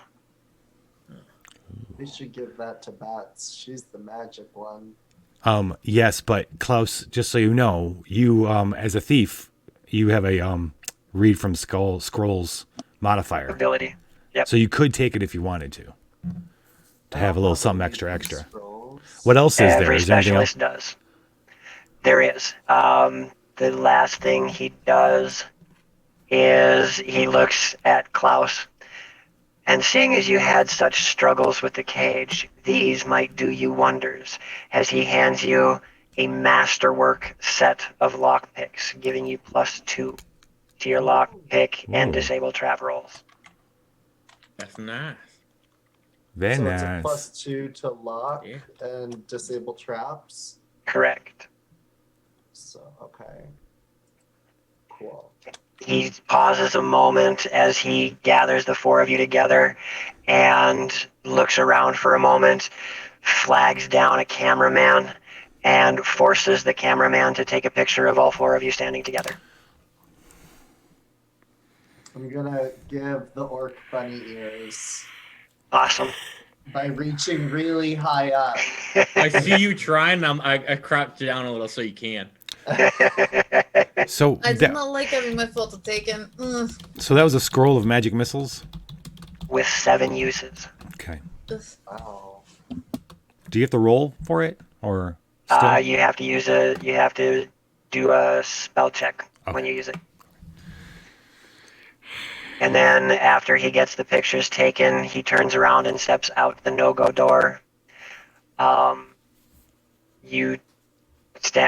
You look around, and just a little bit to the north of where the no-go door was, you notice that there is a small grate on the wall. Great.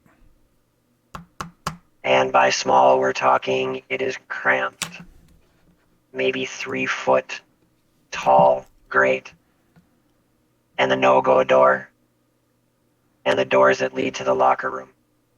You've seen no other doors in the auditorium. And they just left us here? Yes. No one's telling us what to do? Awkward. We need to go find the scroll pieces to read them out loud. I'd like to go check out this grate. Klaus, maybe you can open this. That's a great idea. Let's go check out that grate. Can I check it for like if it's trapped? Yep. Alright. So it's a find a trap roll, right? Yes. Boop. 16. As you look around on this grate, there does not appear to be anything dangerous about it. Is it There locked? is one strange thing, though, as you're investigating this. There is one strange thing you see. Your reflection. As you're looking, right, as you look through the grate down into the darkness that is in front of you, you notice that the tunnel is carpeted. Like on the sides? All of it. Why is it carpeted? Guys, why would they carpet a grate? No, the tunnel is carpeted. The grate is metal. Yeah, but like, yeah. Can I open it, or does it seem like I have to fiddle with it? That's a great question. You start playing around with the grate, and you shimmy it free. I don't want to get rug burn. I do. Poke my head in and Stop it. in there? Stop. Like, is there light from the It other is side? dark. It is dark. You cannot tell how long this tunnel may go. I'm gonna go for it. I'm gonna try and crawl in. All right, you start crawling through that. It's not the first time I've heard that. It is a very cramped space. It is only about 3 feet in diameter. You're not much mobility in lateral movement, but you can easily pull yourself forward.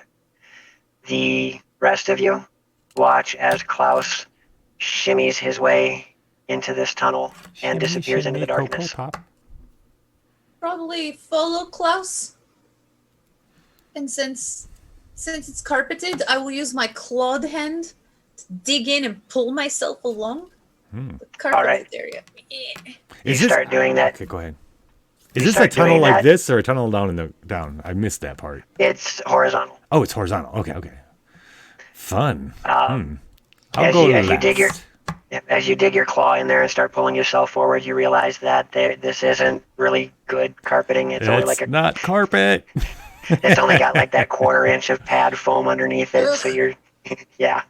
I thought they'd have a higher budget than this. If I start like tearing at it, what do I see underneath it? Like if I start like cement. Cement. Okay. I'll keep going. Yep. Keep finding my way through. Plot twist. You being the big boy that you are, crawling through this is significantly slower. Oh. I got You're dark going- vision 60 feet, though, so I do see a little better than some of them. Yep, and you see with that 60 foot of dark vision, you do see that there is a pinprick of light way down, way down. You can barely make it out with your vision. I'm gonna shout ahead to everybody. So there's like a tiny bit of light ahead, which either means it's far away or it's a tiny crack. And you're going to be moving at half speed. Okay. The tunnel, as you continue on down, Bets, you said you're going last? Yep. All right, so you'll be behind. No reason. I just figure everybody else can, get in there first, and I'll go last. Right. No reason. I'm not afraid. At all. Yeah, you're absolutely right about that, Block Party. They are definitely trying to run down my artificial intelligence. The tunnel goes on for what seems like a very, very long time to you, Klaus. You did hear Plot Twist call out that there was some light down that direction. And after what seems like an extremely long time in this darkness, you start to watch as the glow begins to appear in front of you. And indeed, there is some sort of light source. About 70 feet worth of crawling through this tunnel, you finally come to what appears to be a square of light from the top of this tunnel. You reach it and notice that there is another grate above you, and something attached to the grate on the underside where you are. Can I check to see if it's trapped? Yep. I'm just really not taking. You are completely responsible for this plot twist. Oh god. Okay. I guess. That's an 18. Nice. As you look around, there doesn't seem to be any sort of trap or device, just a paper envelope. I open it. Wait, paper's the enemy of all adventurers. Go ahead and open it. I'm just kidding. The envelope's trapped. Dude, it has to check the envelope. You get a paper cut. It was trapped all along. Poisoned. As you read the paper, all of a sudden you find yourself more intelligent. Oh no. As you open up the piece of paper, written on the piece of paper, you read, there are orcs in the room above you. They believe you're going to enter from a door to the south wall. So you should have the element of surprise. There are 3 prisoners here. Free them all to win the treasure. All right. So I relay that information to the party. I'm just like, all right. Sounds like a good time for a break. Hold on. Yeah. I want to clarify something for you. Yeah. Plot Twist and Bets are moving at half speed. Oh, they're not. They are caught up. 35. They are about 30 feet away from you down this tunnel. I'm gonna take my time reading this carefully until everyone catches up. Gotcha. Yeah. Teach me to read while we have this time. Teach me how to read. I don't know how to read. Are you illegitimate? Yes. Illegitimate. And illiterate on both things. But I am illegitimate and I am illiterate and I'm also alliterate. Ooh. Fancy. I'm onomatopoeia. All right, I actually like that idea, Bets, because this next room is going to take some time, depending on how things go. So, I don't know about that. We're pretty badass. Right. At this point in time, we are going to take a commercial break. We will be back in roughly 10 minutes, and we will see what this next room brings for our party. Awesome. See you soon. Hey there, I'm Zaster Stillstar, but you'll know me as Forrester from the Division 1 Xcrawl team, the Hellstormers. Did you know you and I have something in common? That's right, we both love drinking Friki-Choo cola. And I think we have something else in common. Neither one of us has any idea what this nerd's working on. We've done it! We've done it. What'd you do, bud? We've made the perfect carbonated water beverage. Wait a minute. No sweeteners, no calories, no sodium. Just bubbly Nutter! We're gonna need a new spokesperson. A fresh face. Maybe a jammer or a blaster. Or you decide. Friki-Choo Cola is sponsoring Dungeon Battle Brooklyn. One hot new team, one hot new endorsement. Nutter!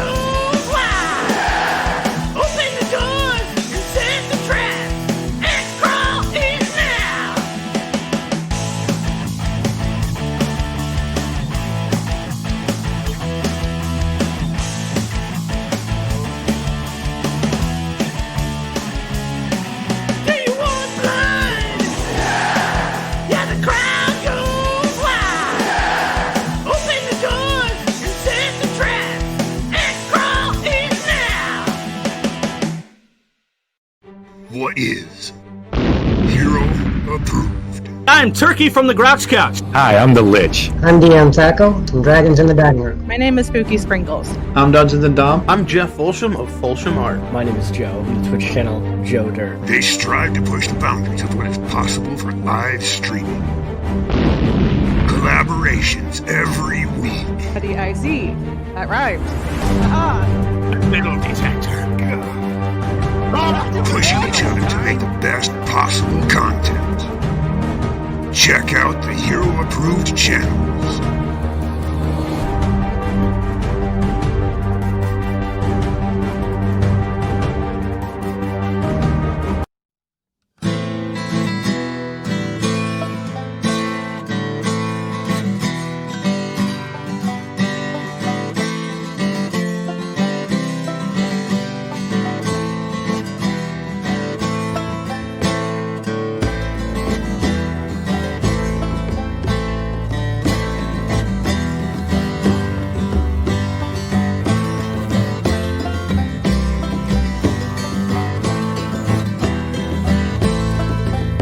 We'll sail for 10,000 miles. We'll sail for 10,000 more. We'll drink and we'll fight and we'll sail all night. We'll sail for 10,000 miles.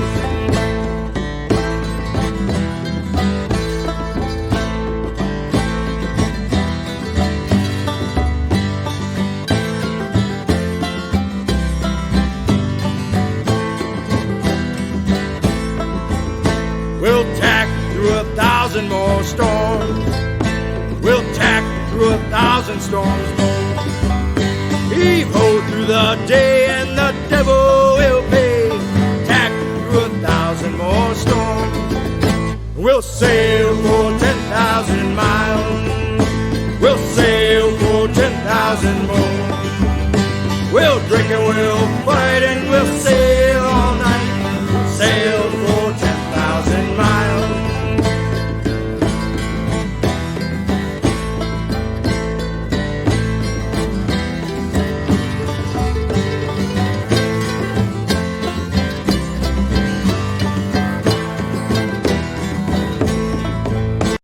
The fantasy is high, but the prices are request more. Goblets to detect poison, 4-pack, $25.99. Lower. All right, $15.99. Yes. Cloaks of invisibility, disappearing off the shelves at $69.99.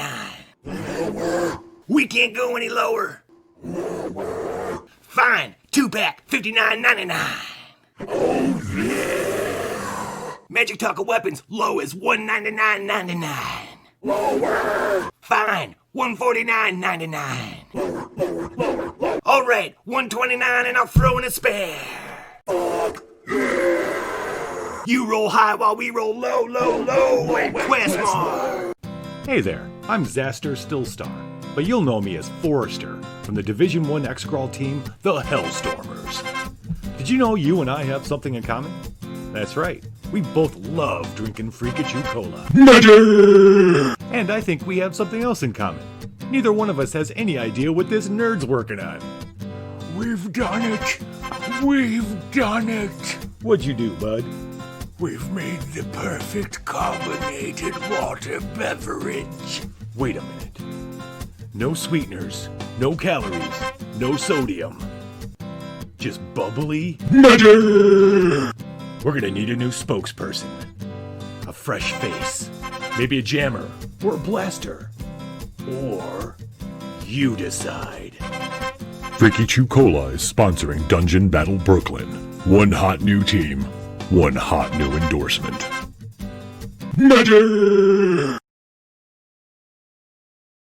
was a sailor boy, and a tale to you I'll tell. It's all about the things I saw down in the diving bell. Down in the diving bell at the bottom of the sea, there lives a pretty mermaid the fishermen like to see.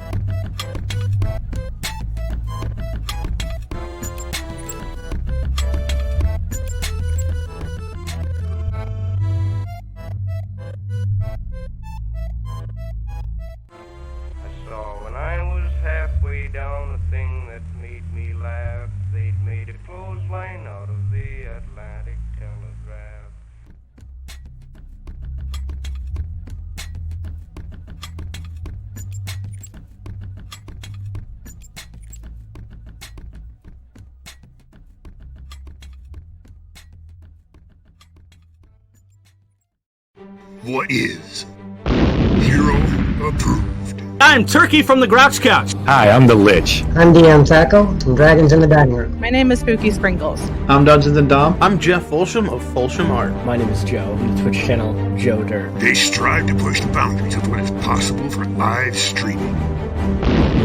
Collaborations every week. D-I-Z. That rhymes.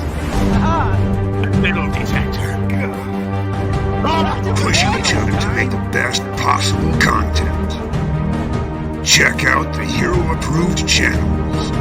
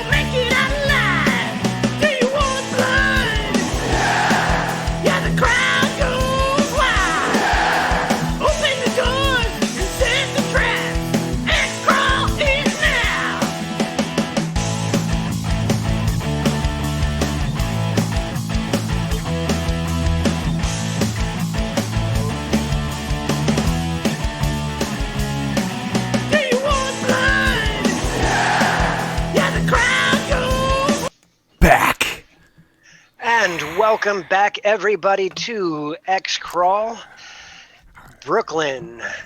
We have our famous players here, well, soon-to-be famous players here. Bets the Beast, Klaus the Killer, Plot Twist, and Tiff for tat. Remember out there in viewerland, please pay attention to your favorite characters as they are competing both to try and defeat the Brooklyn dungeon as well as gain themselves the notoriety of being the face of the new Free-Cola product, Free-Koi. Remember, they are the official beverage for today's game. Please check out your refreshment stand and get yourself some magic. Look at that. We've already got people practicing for their spot. At the moment, our crawlers have found themselves at the end of what looks to be a 70-foot long dark tunnel covered in carpeting. Klaus the killer has found an envelope with a very interesting message. Do you need me to repeat that message for you, Klaus?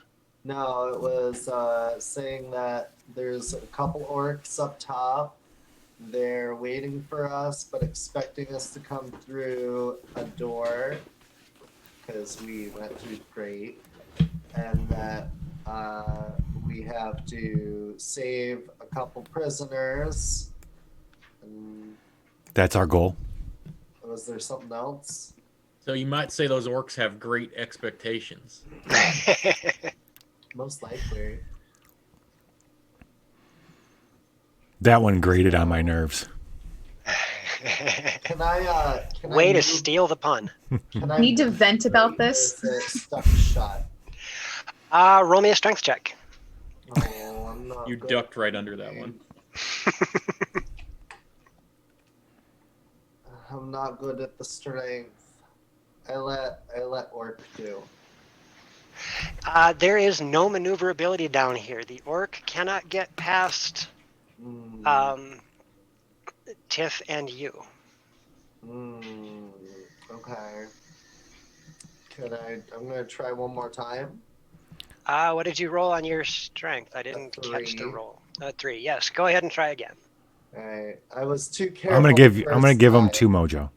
Oh, Okay. Thank you. Yeah, I was too nervous the first time to just push it up. So this time I'm just gonna. I'm gonna give you 2 mojo too go because for I it. don't like where I'm at stuck here. You got 2 of my mojo. Boom, 12. All right, and with you guys giving him the encouragement that he needs, Klaus gets his fingers underneath this, lifts up the grate, and slides it, and you hear the sound of steel against concrete. Did you do it quiet? I tried to. Okay. You didn't say so. Oh. Okay. That's okay. Yeah, we're all kind of cramped in there, so I'm gonna scramble out of the hole as quickly as I can, and see where those orcs are at. As you scramble out of the hole and look around the room. Yeah, with Tiff. Oh no. We are in quite the predicament. You are. As you scramble out of the hole, look around the room. To the south, you see A whole lot of trouble. Not a whole couple. lot of trouble. A whole lot of trouble in this wholesome stream. Not just a couple orcs. You see a half a dozen orcs standing with their weapons drawn. And roll me a luck. What do I, just a d20, or do I add or minus 2? Minus 2? If you have a What's luck my modifier, that would be minused from your roll. All right. It matches my luck. All right. As you crawl out of the tunnel and look to the south to see these orcs, you notice that 2 of them are just starting to turn around to figure out what that noise was. You have time enough to notice, and I'm going to give the description. The 4 of you will all see this as you come out of the tunnel. The room is 20, 40, 60, 80, 90 feet across by 60 feet long. On the south wall, there is a no-go door. For those of you who are unfamiliar with this, a no-go door is for any participant of Xcrawls to walk through, saying that they are done with the game, they no longer want to play. It can and usually means that they are no longer welcome. in the Xcrawl games. To the east and west, respectively, are mirrored cells. You see in 3 of the cells 3 very grumpy looking cheerleaders. Very familiar, as it looks like they were the ones that handed you your stickers and healing potions. And at this point in time... I forgot about the +1 for that sticker. Yeah, Both my make sure to grandsons, get yeah. Make sure to get those +1s. Give me just a second here. I gotta grab something. Sorry. I am going to have you guys roll initiative. That's a nice looking chair. Look at that chair. It DJ is. chair. It's not quite as good as the other chair. Not Brendan's chair. Nope. Brendan's chair is a much nicer chair. Chairs for sitting. We don't sit on the farm. No. Rich people sit. Only rich people allow their bottoms to feel such delicacy. Well, see, what you guys can't see is on this chair, there's a little port on it for DJ Rust to recharge with. USB-C where that cable goes. That's right. What's up, Dustin? Hey. You got a fancy chair now? I'm kind of jealous. So we're going to, I'm going to have to roll a lot here. So we're going to have to do it this way. So I'm looking at this. I see that Klaus got an 11. Plot Twist got a 7. Tiff got a 9. And Bets, what did you get? Oh, wait. What am I rolling? Initiative, please. Oh, right. My +4 is probably gone now, right? Oh, yeah. Far gone.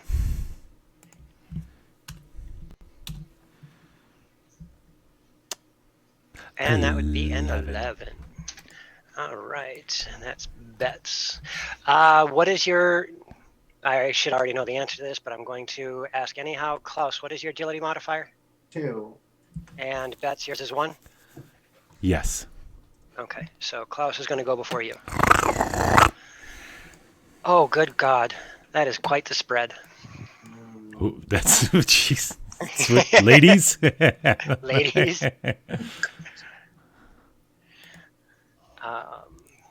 We'll do this. What are you doing? What are you doing? Me? Yeah. I'm writing down the initiative for all of your opponents. Basically everyone except for I think 2. I'm ready. I'm ready for a party. Let's do this. Let's dance. Time to blood dance. I'm ready for a party wipe.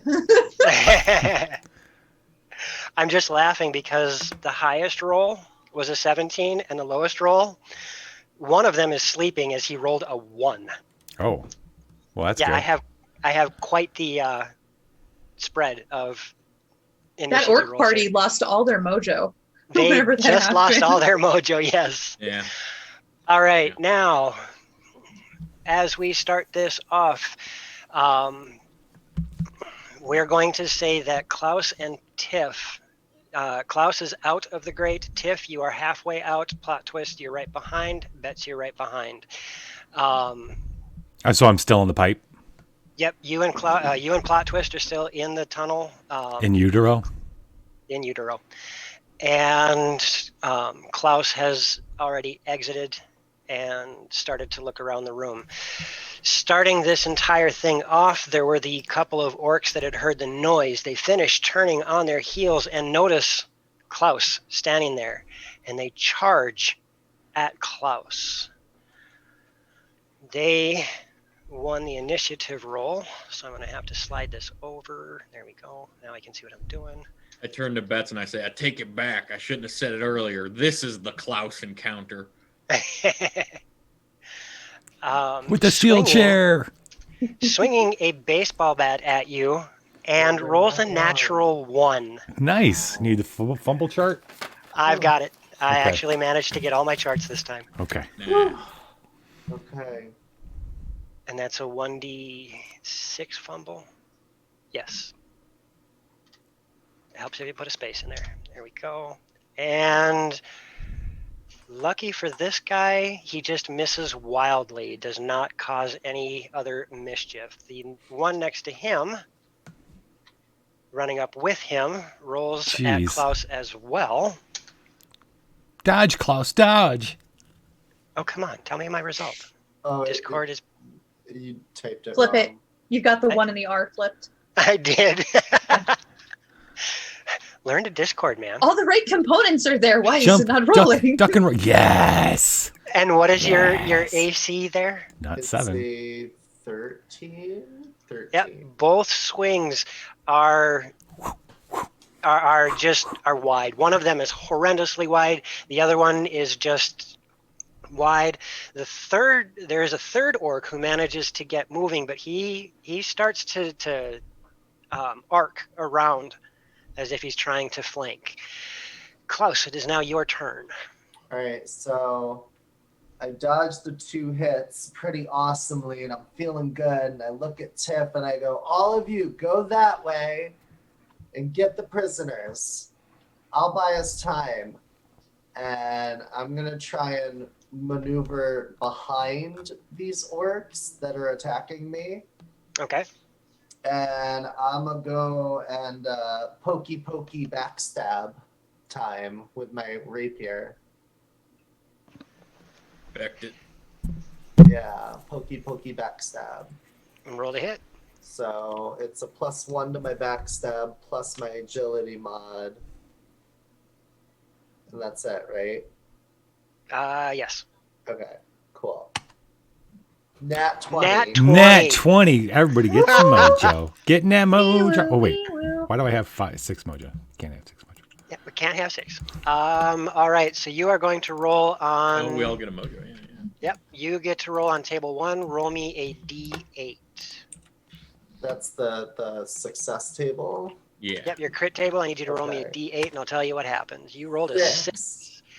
Lucky strike disarms foe. You gain a free attack if the enemy stoops to retrieve their weapon. Ooh, take off a piece of their clothes. So I roll my damage now, right? Yep. And I do agility to damage? I believe so, yes, because this is a finesse weapon. Yes. Yeah, a finesse weapon. 7 total. 7 total. You drive your rapier into this orc, and there is, in the quiet crowd around you, all of a sudden it erupts in this combination of oohs, ahs, and oh, as the tip of your rapier protrudes out from his sternum. Ooh, nice. Can I grandstand? Yes, however, this is going to be 1 grandstand for the rest of the encounter. That's fine with me. This is perfect. I reach around and I wiggle the tip of the rapier that's poking out. And I'm like, what are you guys doing in a place like this? Oh, and he's successful. The crowd jeers, cheers, and they think it's absolutely wonderful. You gain yourself 1 fame.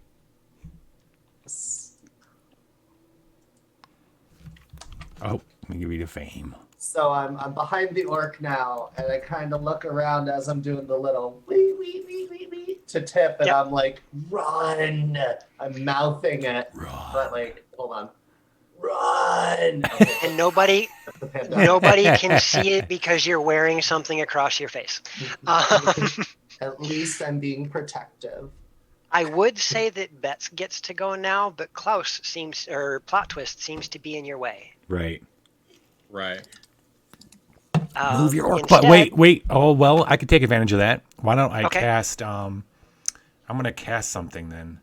I'm going to cast Supercharge. Okay.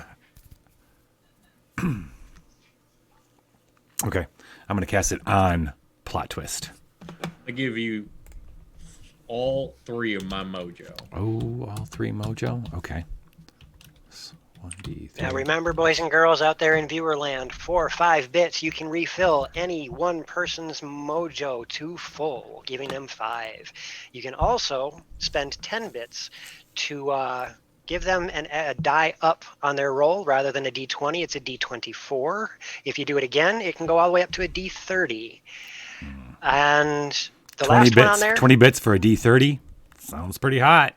Yep, and then the very last one, we have the Friki-Choo break, the official beverage of today's Xcrawl. If you choose to use 25 bits, you can give a 1d6 health.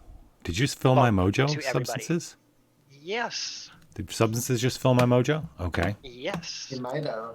I don't know who that substances guy is, but he sounds. Looks like really it. cool. They're so generous. And He's really nice. I bet they have a nice brown leather chair.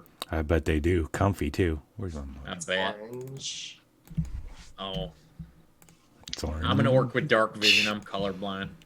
Problem with us All being right. problem with us being like a minute behind is like the whole bits thing. Yeah. I'm trying to keep on it. I just Yeah, haven't yeah. gotten to that Oh no, point. it's good.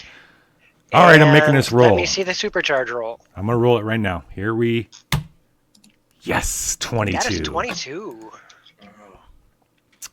All right, so arcane lightning shoots out of my hands into Plot Twist's butt, transforming him into an even more badass version of himself. Whoa. I'll let him One take bad- care of that. What's that? That is one badass. You just touched it. Yep. No. And 22 is supercharged caster ally gains. You get +1 die on attack rolls. Nice. And so roll D24, 124. Yep. And then +2 on damage rolls, other action rolls, and saving throw for 1d4 plus caster level for rounds. Oh, I roll 1d4, and this is how long you get it. When you're done rolling that, we have a refill of Mojo for Plot Twist. Oh, shoot. So 2 rounds. This is all going to last 2 rounds. Right. Still, it's a power. And you get +5 feet movement rate, so you're a little faster too. Yeah. That helps. That'll be just enough to get you out of that grate. And yeah, thank you very much, Gladius, for that refill. Thank you. And apparently, Betts has a very big fan in Blocked Party. Oh, thanks. Alrighty, so that brings us now to Orc number 4, who just watched one of his compatriots fall with a rapier dangling out of it, and can get behind Klaus. No. Not like this. Oh my goodness, I cannot roll. That is a 5 to hit. Oof. I'm going to say that +10 help players roll can work on the DJ too. Fair. All right, that brings us to Tiff. You are just crawling out of the vent. You see that there are 3 of these orcs right off to your side attacking Klaus. There is 1 dead and 2 more that are looking to be fanning out. I feel like watching Klaus having done that and like these orcs are just missing and I'm like, Klaus is very much badass. I do not need to be part of this. I'm gonna go save the cheerleaders And save the world. and also save Nice. world. And so I run over and I don't know if there's like, what's the lock situation on like the cheerleader thing? So you'll Cells. be able to reach the cells, but you will not be able to manipulate them. Can I see what's happening with them so like I can plan for next? Oh, they are definitely locked. But is there like a padlock on it? Does it look like there needs to be like a key? Think like Wild West. It's got that big black lock box on it. Okay. That'll be hard for me because I don't pick locks. Whack. Okay, I'm gonna whack it. I'm gonna whack whenever I get a chance. Okay, so at the moment you will not be able to do anything with it because that was your Movement over. Yeah. Yep. And that brings us to Plot Twist. All right, so I'm out of there now this turn, or do I have to make a movement to get out? You will because of the fact that you're still inside the tunnel and all this movement, you will be able to get out of the tunnel and have 5 foot of movement in any direction. Okay, do I have any of them within 5 feet of me? They are right on the edge of the grate. Three of them are going to be within range if you crawl out in that direction. That's great news, because what I'm going to do with my mighty deed is try a blinding strike on the nearest one. And an attack with my new longsword. It's a D10. Ooh. All right, so RD3. And I get a +1 to this because of the badge as well? Is it all rolls? No, the badge is only for grandstanding. Oh, okay. Okay. All right. Fair enough. And let's see. I get a +2 because of what he did, though. All right. So my Mighty Deed's a 4. It will go off if my attack lands. And let's see. I'll add the Mighty Deed to this like you're supposed to. My mod and the +2 I get from him. And it's a D20. Or no, it's a D24. It's just +2 damage. Yep. That's right. It's a +D. Destroy. Yes. Crit. That is a critical hit. Yes. You guys are going. Look You at guys that. are. Oof. It was the Mighty Deed was for blinding strike, but I'm not sure it's gonna matter. I'm not sure it's gonna matter. All right, you roll a 1d10 for me, please. All right, I'll do that +4 because of that. Oh wait, bonus Plot that was he had. supposed to be at 5 anyway, right? So we didn't actually gain any mojo that time because we haven't spent it. That's correct. Right. RD20 plus. Nope, or RD10. RD10. Sorry, I was just thinking. And I don't believe. Well, yeah, we can do the plus. Okay. 5. Good thing there's no critical fail on this. Yeah. Smash the foe's nose in an explosion of blood. Inflict 1d6 damage with this strike, and the foe loses their sense of smell for 1d4 hours. Oh, I hope you didn't plan on gardening. Make sure you roll that one. I'm going to. Is this the blood that we dance in? I'm Yes, so excited. blood. 5 more damage. That's 10. That's 10 damage. That is 10 damage. And Count strangely, on that. when I rolled a 1d4, I got the infinity symbol. Oh well, because he ain't smelling nothing. No more. Forever. He ain't smelling nothing. Forever.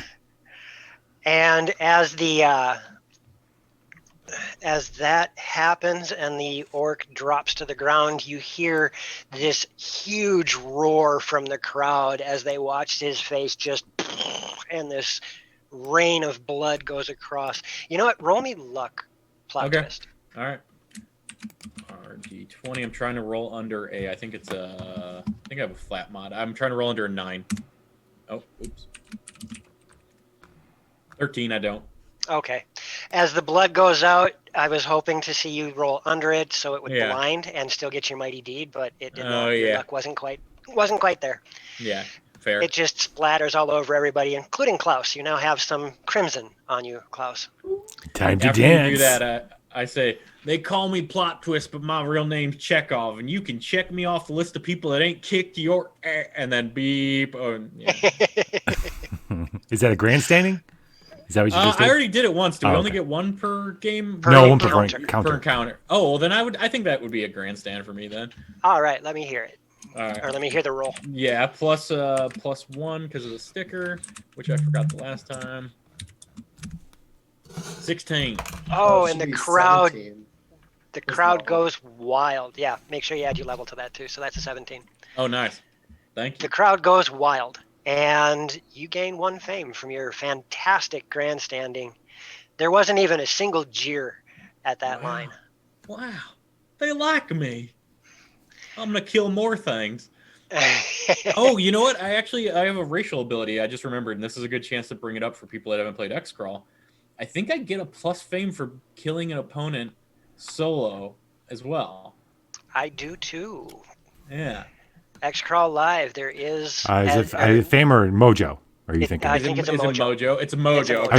Everybody has already a maxed. Okay, cool, yeah. cool. Okay. Everybody has a special way to get mojo. Gotcha. Yep. Okay. Cool, And cool. his happens to be taking out an opponent all by his lonesome. All right, so we've got 2 other orcs that are moving about. Let's see if one of them, because you're there. One of them starts approaching Tiff, but isn't going to quite make it. Isn't going to quite make it to you. There's going to be about a 10-foot. There's going to be a 10-foot gap between the 2 of you. The last one, seeing that the party is at the grate, closes ranks, and plot twist: odd or even? Odd. It attacks you. Oh no. I'm so nice though. I'm so nice. And oh god, I have not rolled above a 10 yet. Wow. Remember when It you said rolls we were as- going to have good rolls? Yeah. Yeah, I give up. You guys are just gonna walk through all these creatures. That is just brutal. He swings at you with that baseball bat to his, and it just careens off the pauldron on your shoulder. You feel it, but it doesn't do any damage. That brings us back to the top of the round. One of the ones that are on Klaus swings at Klaus. And that is a 20. That is a dirty 20. I finally get to roll some damage as the baseball bat comes swinging down at you. And hurt me more. You take 5 points of bludgeoning damage as this thing cracks you right across the clavicle. Oh, I'm fine. I'm fine. This is fine. And that brings us to you, Klaus. Klaus, run to me! Run to me. I'm in combat. I don't think Don't I run can to me! Yeah, something that I had to reread the DCC rules. There is no opportunity attack. Creatures just get an attack if you step out of combat range. Yeah, so I'm gonna try. Can I maneuver behind him? In this situation, no, because it would take you out of range of one of the other ones attacking you. Oh, there's 2 on me. Yes, there are 2 on you. Oh, because 3 came at me because I killed the one, didn't I? You killed 1. 3 of them were on you. Okay. All this stuff's going on. I'm just in the hole. You haven't had the chance to exit yet because you were caught behind plot twist. All right. So I'm in the hole. Is my rapier still stuck in the dead one, or can I? No. Okay. As it fell to the ground, you could easily remove it. All right, we're gonna go for. I'm gonna do my my signature move now. So that's an extra bonus to hit, I think. Yeah. You had So you had your Klaus is, class level. Yeah, Klaus gets cracked over the head with the bat. It's kind of like wobbling a bit in space here, and he just goes, "You know what? Those clothes look terrible on you," and proceeds to attack him with the rapier and tear off his clothing piece by piece. Well, with a 22, you are quite successful. Roll some damage for me. That's not a sneak attack. No. But does the signature move add to damage or only to hit? I could have swore it worked for both.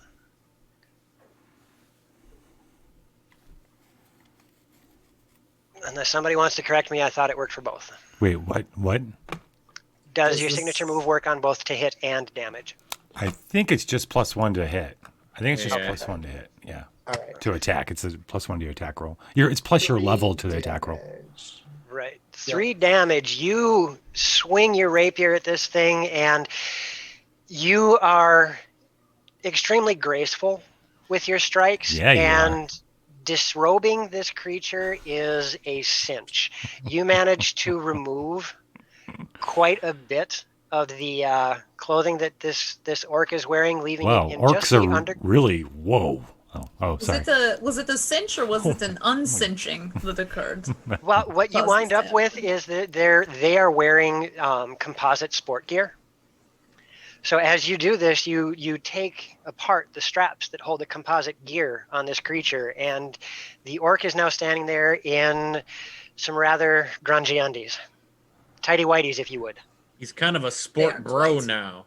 He is very much a sport bro. They aren't white. Let's be honest with each other. They're not white. These are greenies. These are greenies. They're brownies, more likely. Brownie tighties. All right, and that's actually going to change his AC. There we go. And that brings us to bets. Oh, can I get out of the hole? You can now exit the tunnel. All right, so exit the tunnel. What am I seeing? As you pull yourself out of the tunnel, you see 2 dead orcs. A little bit of a slipperiness under your hands as it lands in some blood. There are Dancing time. four surviving orcs surrounding Plot Twist and Klaus. You see Tiff. Did you go east or west, Tiff? I went to the cage, the cells. There's 2 on the east and 2 on the west. Which one is closest to the party? They are equidistant. West. All right. You see Tiff on the west side of the room by 2 cages. There are 2 more cages to the east. 3 of them have cheerleaders in them that look very impatient. What's the 4th cage have? A poster. Oh. The poster for... Did I head to the one with the poster or no? No, you headed to one with a cheerleader in it. The two cheerleaders? I made the executive decision that you went toward a cheerleader. Okay. The poster is of an Xcrawler by the name of Oni. Classic. Happens to be very popular on the Xcrawl circuit. Yeah, classic, big name. So I am going to attempt my signature move as well. And please explain your signature move and how you're going to do this. Can I explain it if it works? Okay. We'll do that instead. I'm gonna spellburn 2 intelligence. Okay. I still don't know how. I'm gonna give you 3 mojo. 3 mojo, nice. I'll give you 2 mojo as well. I will give you 2 mojo. Oh my god. All right. I need you to roll a d24. Why? For your spellburn. Oh, wait. The spellburn goes up the die? There is a spellburn table that you'll have to do something in order to use your spellburn. Oh, that's new to Xcrawl. Oh, wait. You need me to roll a 1d24 just outside of this roll? Yep, Is that what you're the telling me? spellburn table. Yep. Oh, okay. It talks about spellburn inside 7? Xcrawl. All right, thank you. And go ahead and do your other roll. All right, hold on. Let me make sure I get everybody's. That's 2. I got to double check because you made me think of something there, Plot Twist. I might be merging the 2 rule sets in my mind. Okay. That is a 17. Gosh, I had plus 11. So, Bets. She looks at one of the orcs, especially one of the ones that's on Klaus. And this is called Kiss of the Beast. She puts her hand to her face and does a big kiss. Mwah! But when she lets go of her hand, bugs by the thousands pour out of her mouth, swarming towards the enemy. And a 17 is... thousands of stinging insects swarm around this orc. For 1d3 plus my level rounds.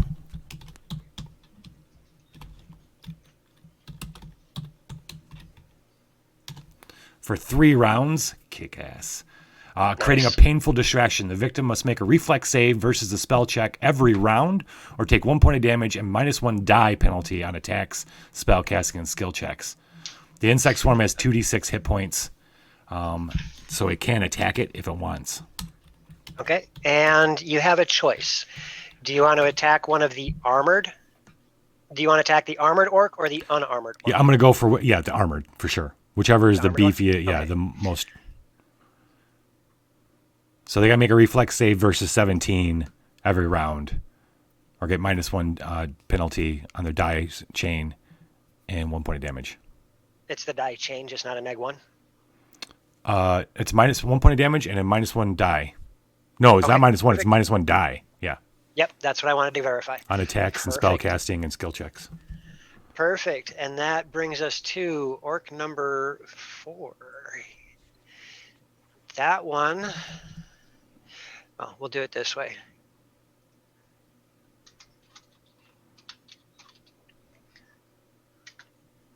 Okay, it was him. So he's got to make a DC save. Mm-hmm. Reflex save. 17. Because I realized that there were 3 orcs there, and 2 of them were armored. 1d20, and what is your... Okay, that's a flat. He does not make his save. Of course not. And that means... I'm going to go ahead and grandstand with this because I got that blood. So I'm going to blow out because when I kiss and I had that bloody hand, I did it with my bloody hand. So when I reveal my hand, my face is all bloody and the insects are flowing out of my mouth. And then when the last one comes out, a big snarl or roar comes out as I face the crowd. And then maybe one little bug goes. Zzz. All right. And you got the Urukai handprint over your face. Exactly.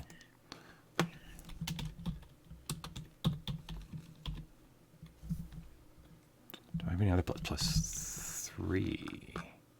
Let me remember your hollow sticker. Yep. Yes, 22. Oh, good. That is a gorgeous grandstand. You do that, and there is this... there's a palpable silence for half a second as everybody is trying to understand what just happened. And when they realize what it was, there's this, there's that pause where everybody's like, what the...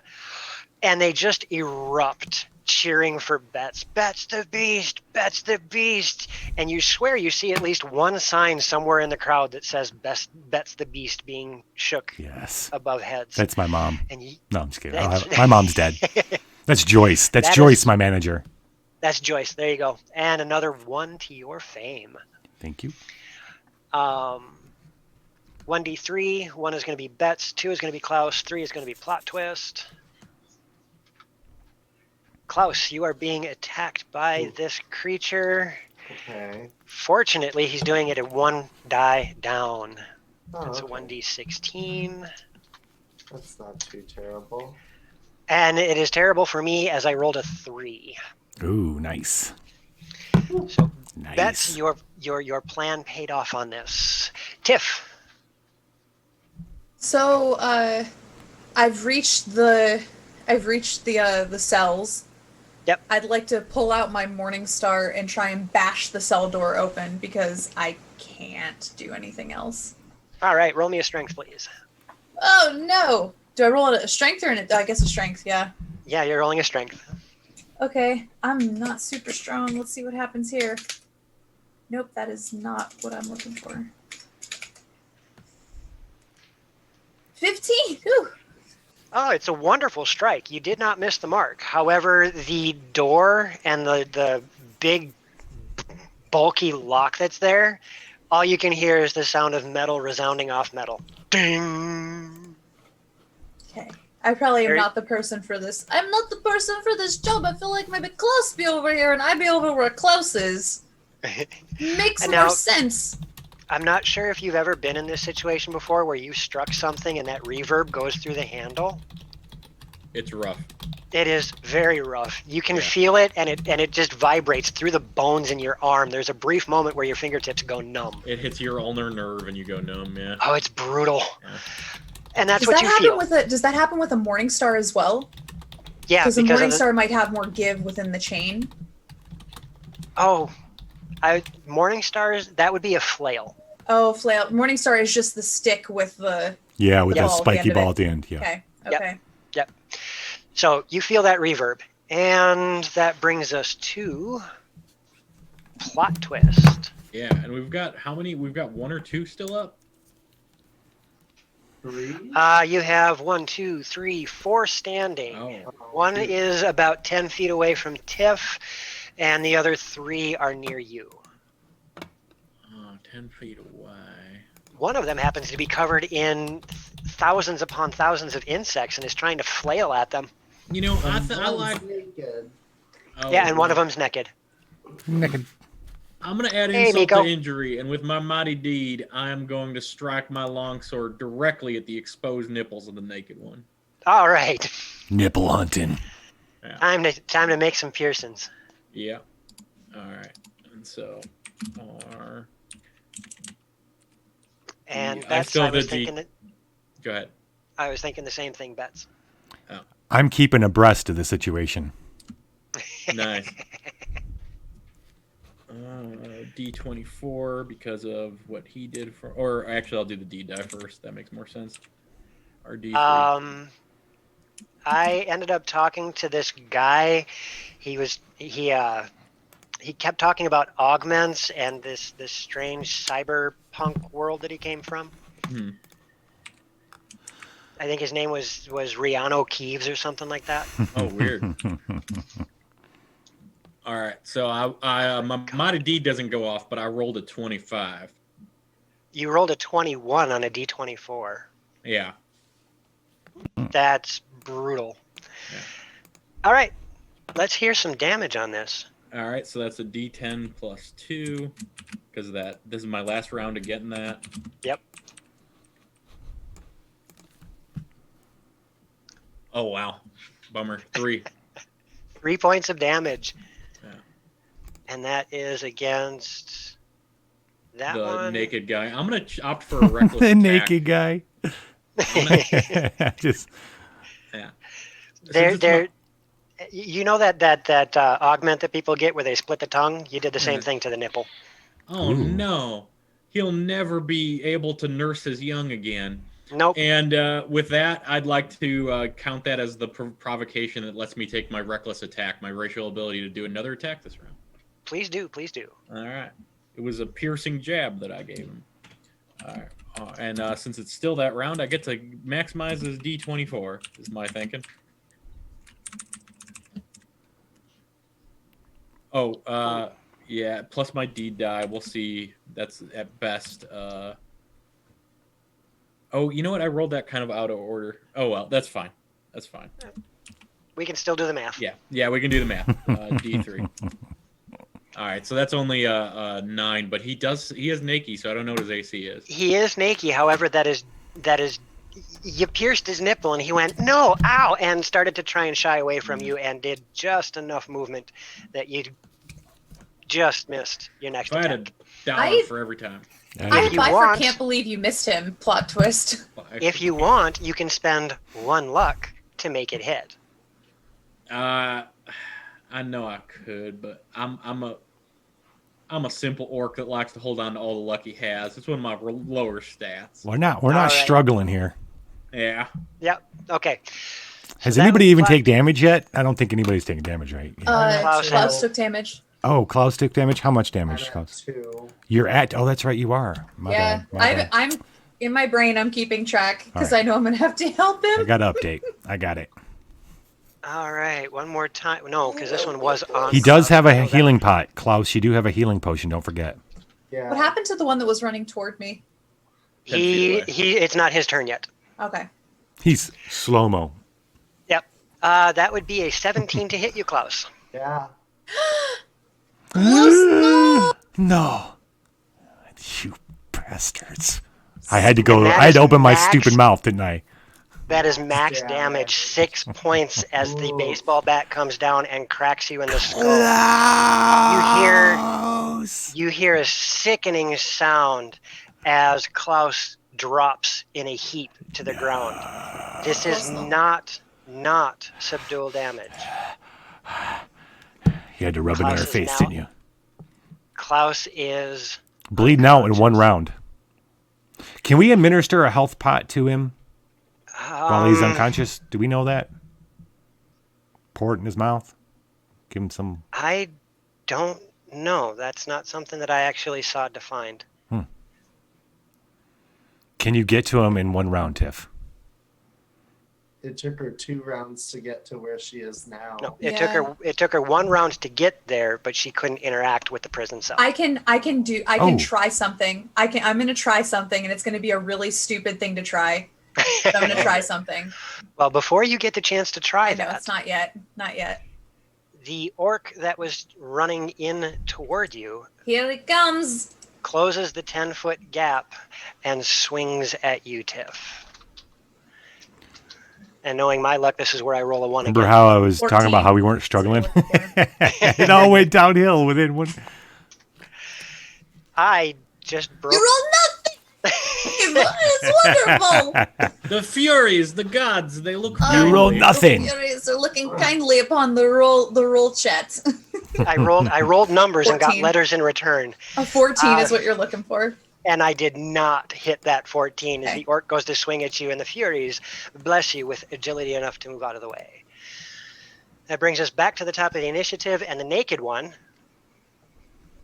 has a chance to respond to being pierced. He's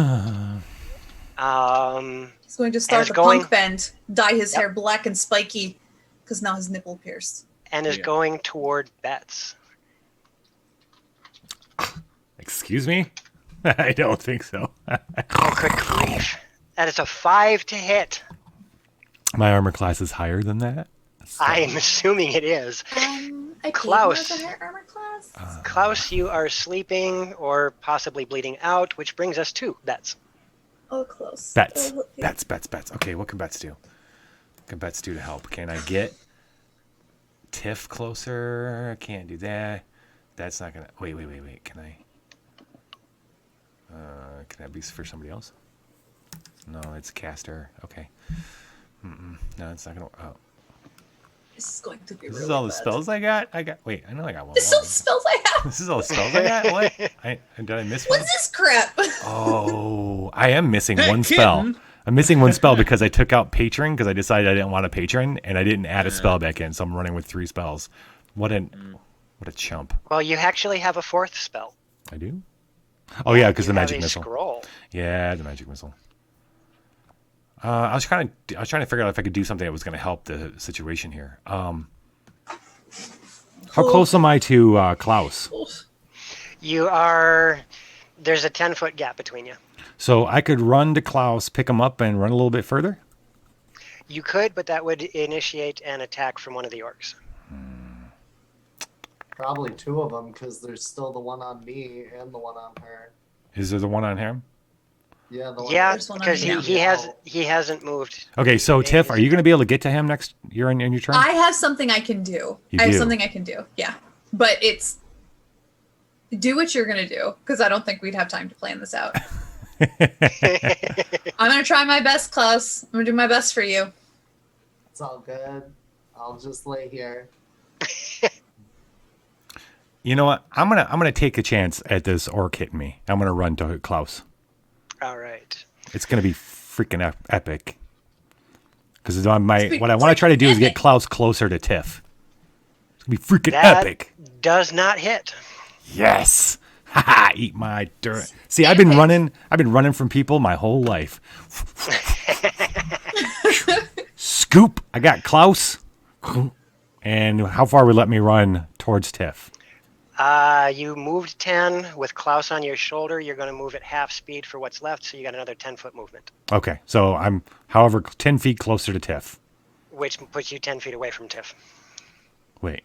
Or 15 feet away. 15 feet. So you're close, Tiff.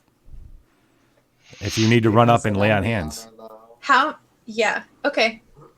Or do whatever you're going to do. I'm just saying we're closer now. So I will. Yeah. Yes. I'll see. Okay, what I'm I going to stand guard over Klaus. That's my...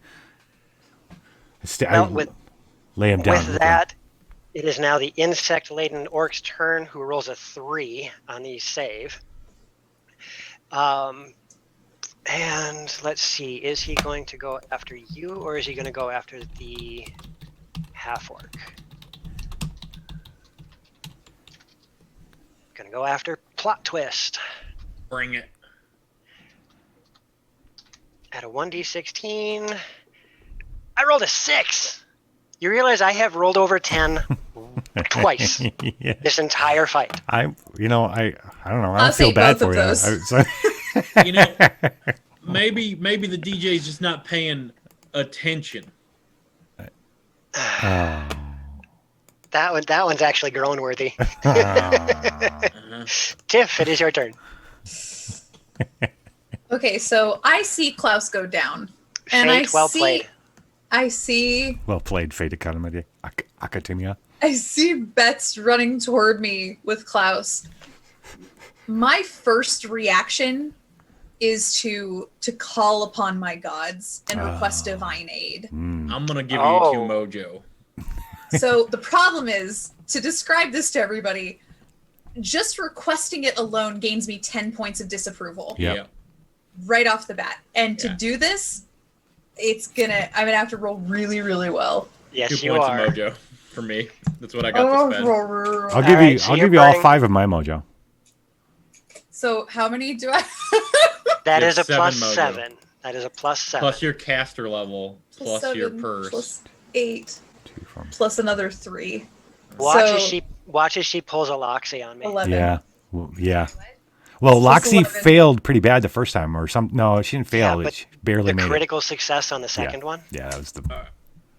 Yes, Yes, so Burn a close. point of luck. I want to burn a point of luck to make it a 20. Okay. It's not a crit though. Do it. What? Yeah. Okay. It doesn't matter because a 20 or more is considered a Oh. powerful miracle in which a downed ally is returned to full health. Yeah. No kidding. Yeah. 1 luck. That's and if Klaus. the DJ allows it. Yes, that's true. Wow. That is very true. That's if if DJ allows it. I'd be okay with whatever you choose. Whatever you choose. You know what? We're actually going to have fun with this. Okay. Roll me a D3. Oh no. Which of the Furies? Which of the Furies? Yeah, that's what I knew what you were doing. I have to pull up that Fury list. 2. Shoot, I forget which order the Furies were in. Give me 1 second here. Sorry about this. It's the one I don't have pulled up. And now I have 10 points of disapproval. Yeah. Oh no. Yeah, and you had one already, so basically if you roll less than 11, No, I it's didn't. a fail. I didn't have one because I burned luck to avoid it. Oh, you have those beads. You could burn 7 of those that way. I would lose all of them. I know. All right, so the Furies, we have... Oh, this is going to be fun. So the second Fury listed is going to... Oh, this is going to be fun. All right, so as Klaus, you find yourself pulled from the brink of death with this strange sensation. And when you come to, you look around and you find that Betts is standing over you in a very defensive position looking around, fingers at the ready for the next spell. And as you fully regain consciousness and look around, you are struck by an extremely powerful emotion. This emotion is ecstasy. Oh. This is perfect. You need a back rub, bub? This is the emotion that going forward, you are going to feel a euphoric ecstasy during the rest of this encounter. I would like to take this moment to grandstand as well. Oh, please do, because while you're doing this grandstanding, this translucent image of the Furies is now hovering over you. Okay, so let's see if I Klaus, okay, is so your I'm hit gonna point grandstand 7? and we'll see how it lands. Okay. So I take a deep breath. Klaus, what's your hit points? 8. Okay. Feel the Furies. And then that's my grandstand. And I get an 8, so it doesn't impress anybody. People are like, why does she sound so weird? It confuses them, and they're kind of scared because actually seeing the deities appear in the middle of a gymnasium in front of all of these people, they are intimidated. Some of them are scared, and you watch a few of them get the vapors. Get the vapors. I got the vapors. People are like, who is this woman? She has lit everything on fire, and she's summoning gods into I think our it's more like the Furies stole your thunder. They're more looking at the Furies than you. Yeah. Yeah. I'm going to be asked to leave is what's going to happen. So unfortunately, you do not get any fame from that, but you're Okay. definitely going to be remembered. Okay. That brings us now to plot twist. All right, so my buddy's back This up. pleases the nut. Oh, I'm sorry. I also get a mojo because I revived him from the dead. Oh, this is true. Nice. Oh, you get mojo. Okay.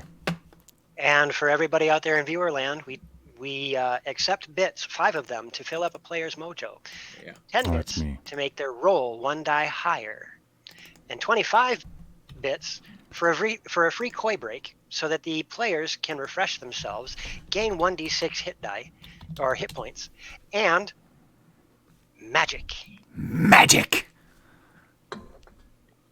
For 30 bits, plot twist will just no. Okay, so and what I'm gonna do? Yeah, what's the secret menu items? What plot twist do for 30 Yeah, minutes? let's. Well, it's a secret menu item. It's called Animal Style. Up, down, left, right, left. Tell me more. A, B, select start. I hate that you just in and outed that one. I can't believe you. Yeah. I'll put the Konami code in. I deserve a patty on the back for that one. So I'm gonna run up, and with my mighty deed die, I'm gonna attack the naked feller, which has been in fisticuffs with me. Yep. And I'm gonna attempt to attack his exposed, fleshy, naked knee. I want him to bend the knee by it being eviscerated with my longsword as my mighty deed.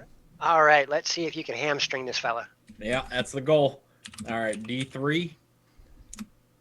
Nope, mighty deed doesn't hit, but let's see if the normal attack does. D20 plus Plot 2 twist plus... gets a mojo refill.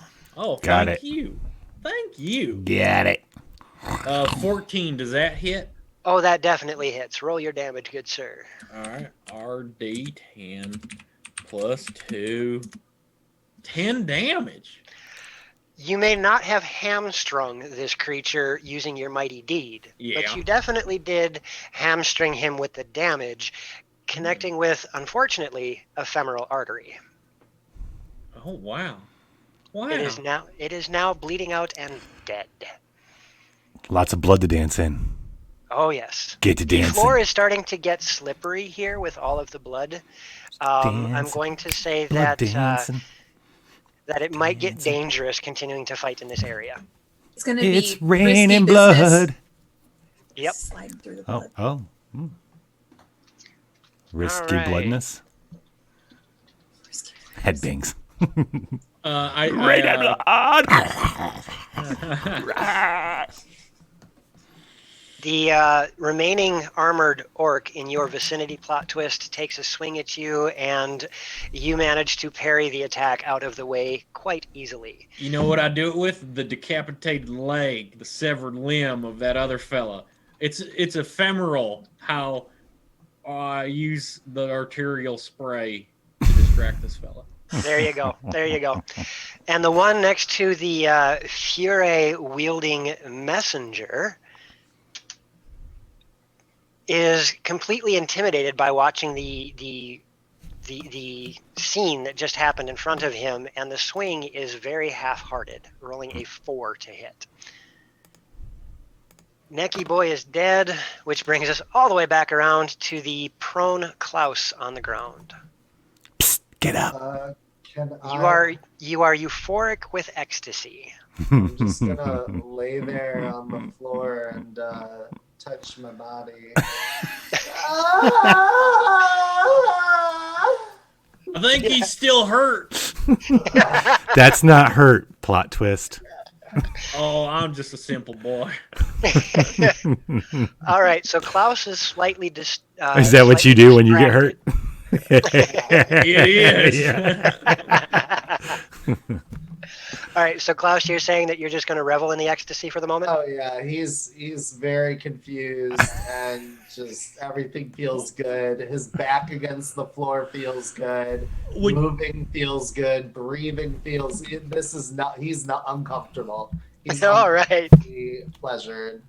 Would you say this is a revel without a Klaus? Yes. This is most definitely. That was well played, plot twist. Anybody want to go to the milk bar after this? Just asking for a friend. Me and my druids are gonna go. Alrighty, that brings us to bets. Yes. There are 3 orcs left standing. One of them it's the last round that the insects will cover it. One is attacking plot twist, and one is attacking Tiff. And I'm standing over top of a man who's writhing in ecstasy in between my legs. Just kind of set the stage. I'm going to use those ecstasy cries to bolster my strength for a Spellweaver blast. Okay. In the form of that, I'm giving all of my mojo. Yes. Okay.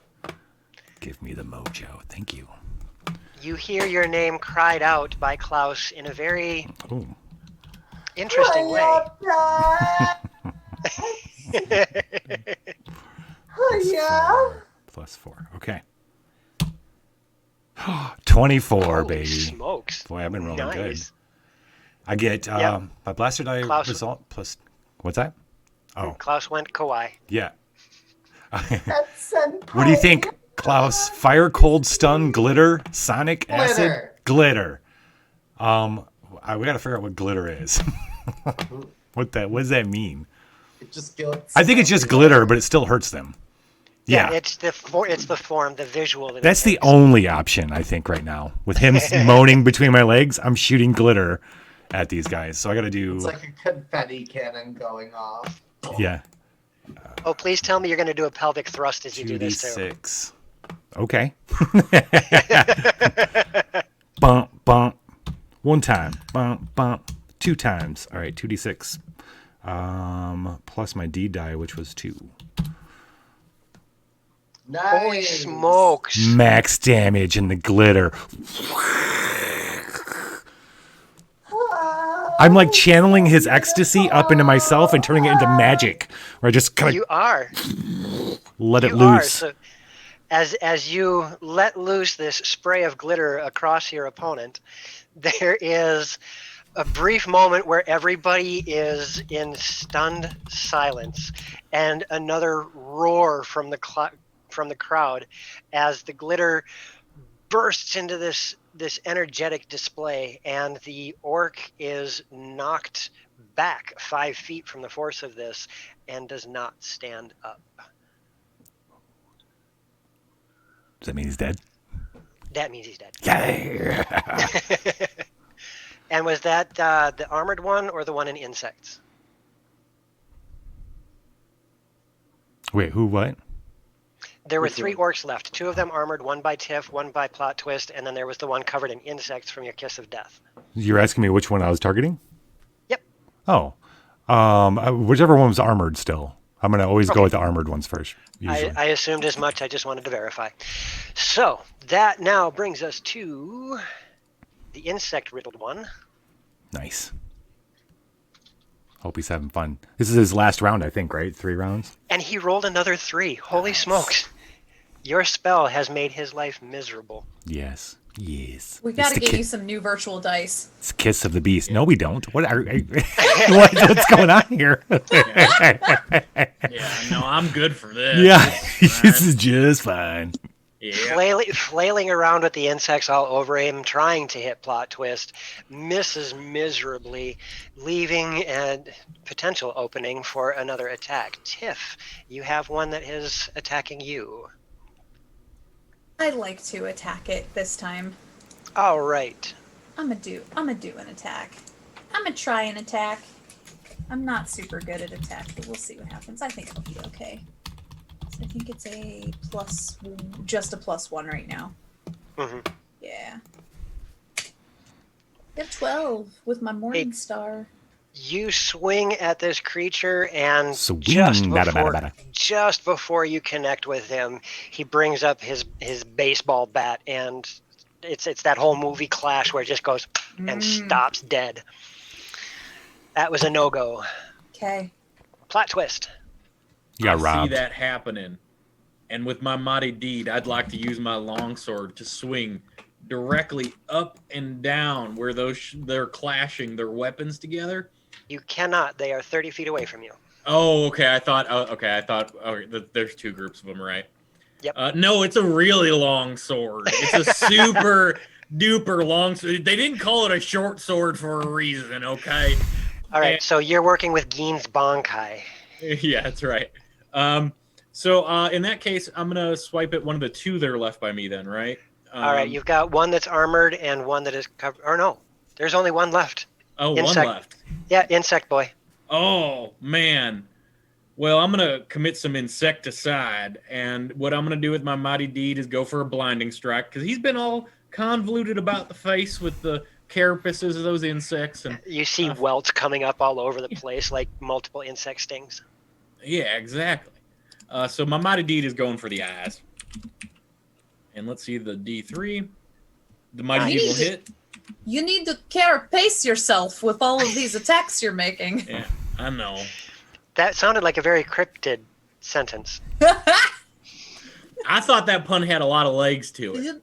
You both need to thorax me about this tomorrow. Oh, You make me stick my head in my shell.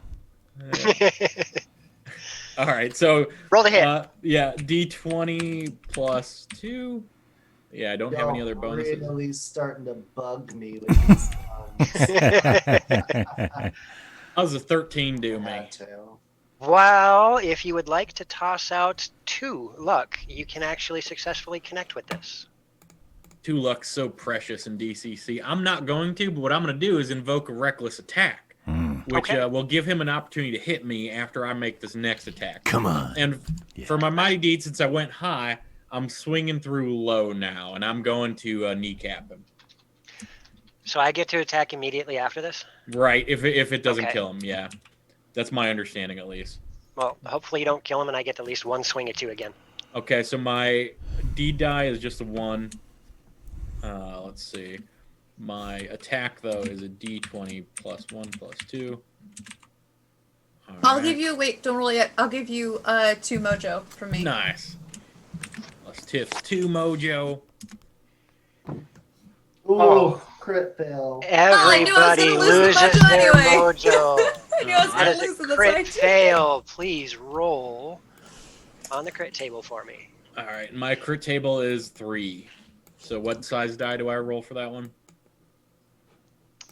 Your fumble table. That's a D16. D16, okay. Yeah, sorry. Yeah, I know what you meant. D16. Mojo diving. 13. That's not good. As you go to swing low on this, you trip on the blood all over the place, foot slipping out from underneath you. You fall and smash head first into the ground, taking 1d3 damage. I was going to say, try to dance it off, but no. Oh, and I rolled max. You take 3 damage as you smash head first into the ground. You now look like Sokka. Yeah, I mean, I was riding too high for too long. I was like Icarus. I flew too close to the sun, and my waxy orcish teeth just fell out of my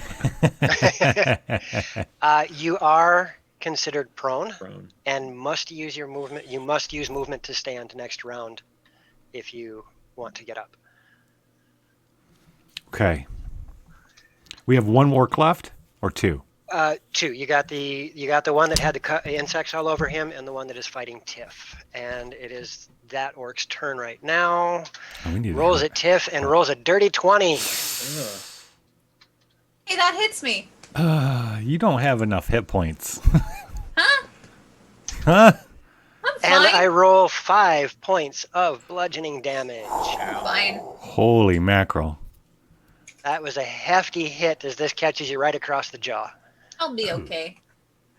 I'm tough Which potato. now brings us back to Klaus. I have thick skin, like potato. How do I get up from prone? Is that half movement or all of it? That is your movement for the turn.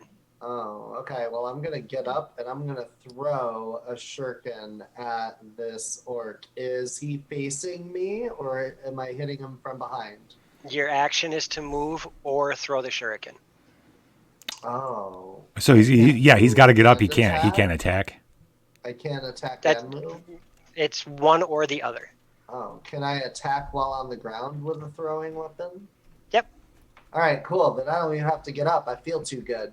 So I'm gonna just yeet a shuriken at the orc. Is he facing me?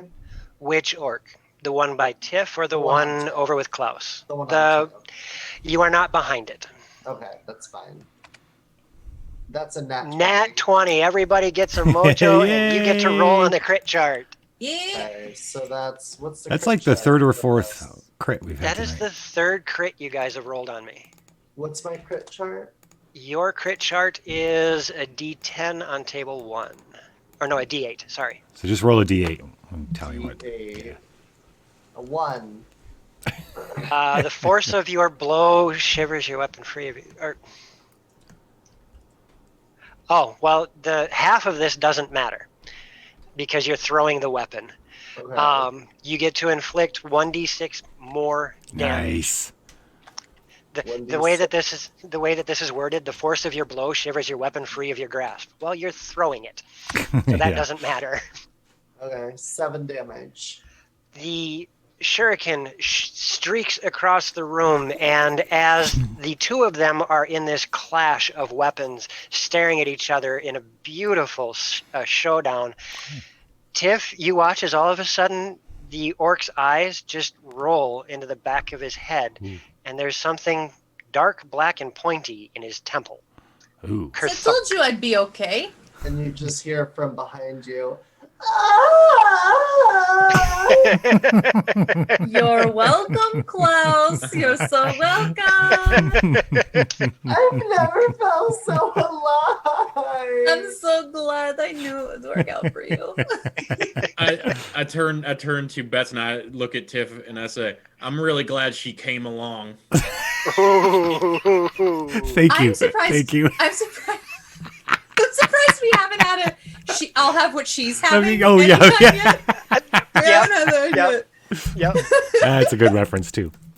All right, Bets. We have one orc left.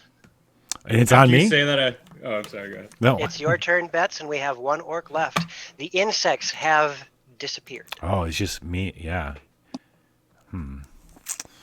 Do I do Spellweaver Blast again? I think I'm gonna, because that's way more fun. All right, casting Spellweaver Blast.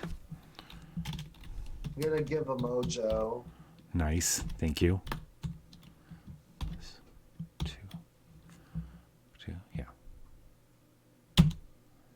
9 this time. Okay, I'm gonna spend a lot. I gotta spend. Oh, I don't have to spend You a should lot. be okay. That's awesome. I thought it was 8 or under. It is. It's my blaster die result plus 1d3. So I'm gonna roll 1d3. So it's not as. It's just blue flame shoots out. Not as awesome as the last one. Plus 1d3 plus 2 damage. 2 damage. So there's a little one. Blue flame shoots up, and in this situation, it is exactly like the cartoon. You watch as blue flames shoot up, and all of the off the top of this orc's head, and it reels in pain for a brief moment. Tiff, finish him. I mean, I'm kind of hurt. Ouch. So I will probably drink my. I really drink my potion. There you go. Roll 1d3. Oh no.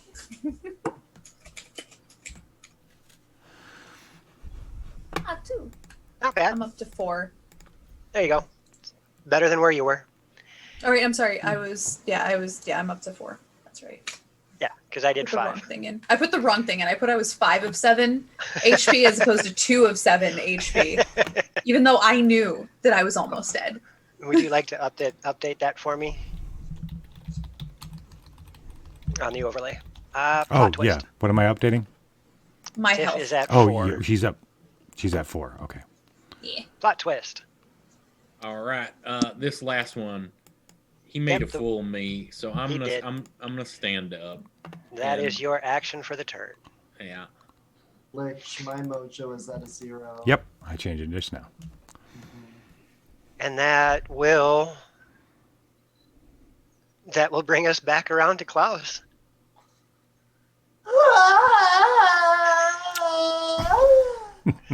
How long does that go on? Until the end of the encounter. Oh, okay. There's still one more? Yeah. All right. Well, I'm just gonna... what's closer, the orc or the lock nearby to save a cheerleader? They are... it's 15 feet to the cell and 15 feet to the orc. I'm gonna yeet a shuriken at the orc from the ground. All right. The shuriken flies just a little bit askew from where you wanted it to be and goes directly between Plot Twist and the orc. If you want to spend 6 luck. Oh, no. No. I'll just mess. Plot Twist, you watch as a shiny metal object goes right past your face. Yeah. I'm used to that.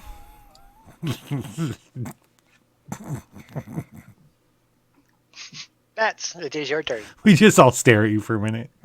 Yep. In character, I say that. Is it my turn? Yep. What does it mean?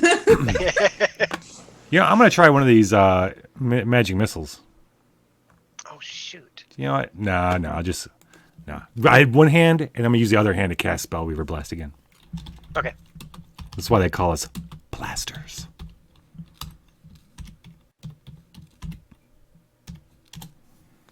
And I rolled a 9 again. Okay.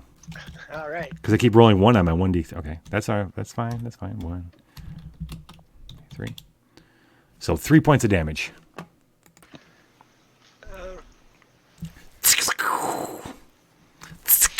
And another blue flame pops up on his on this creature. This time in the middle of his chest, and I'm like, starts trying to pat it out. Not quite enough to drop him, as he now tries to swing at Plot Twist. Rolling an 11 to hit.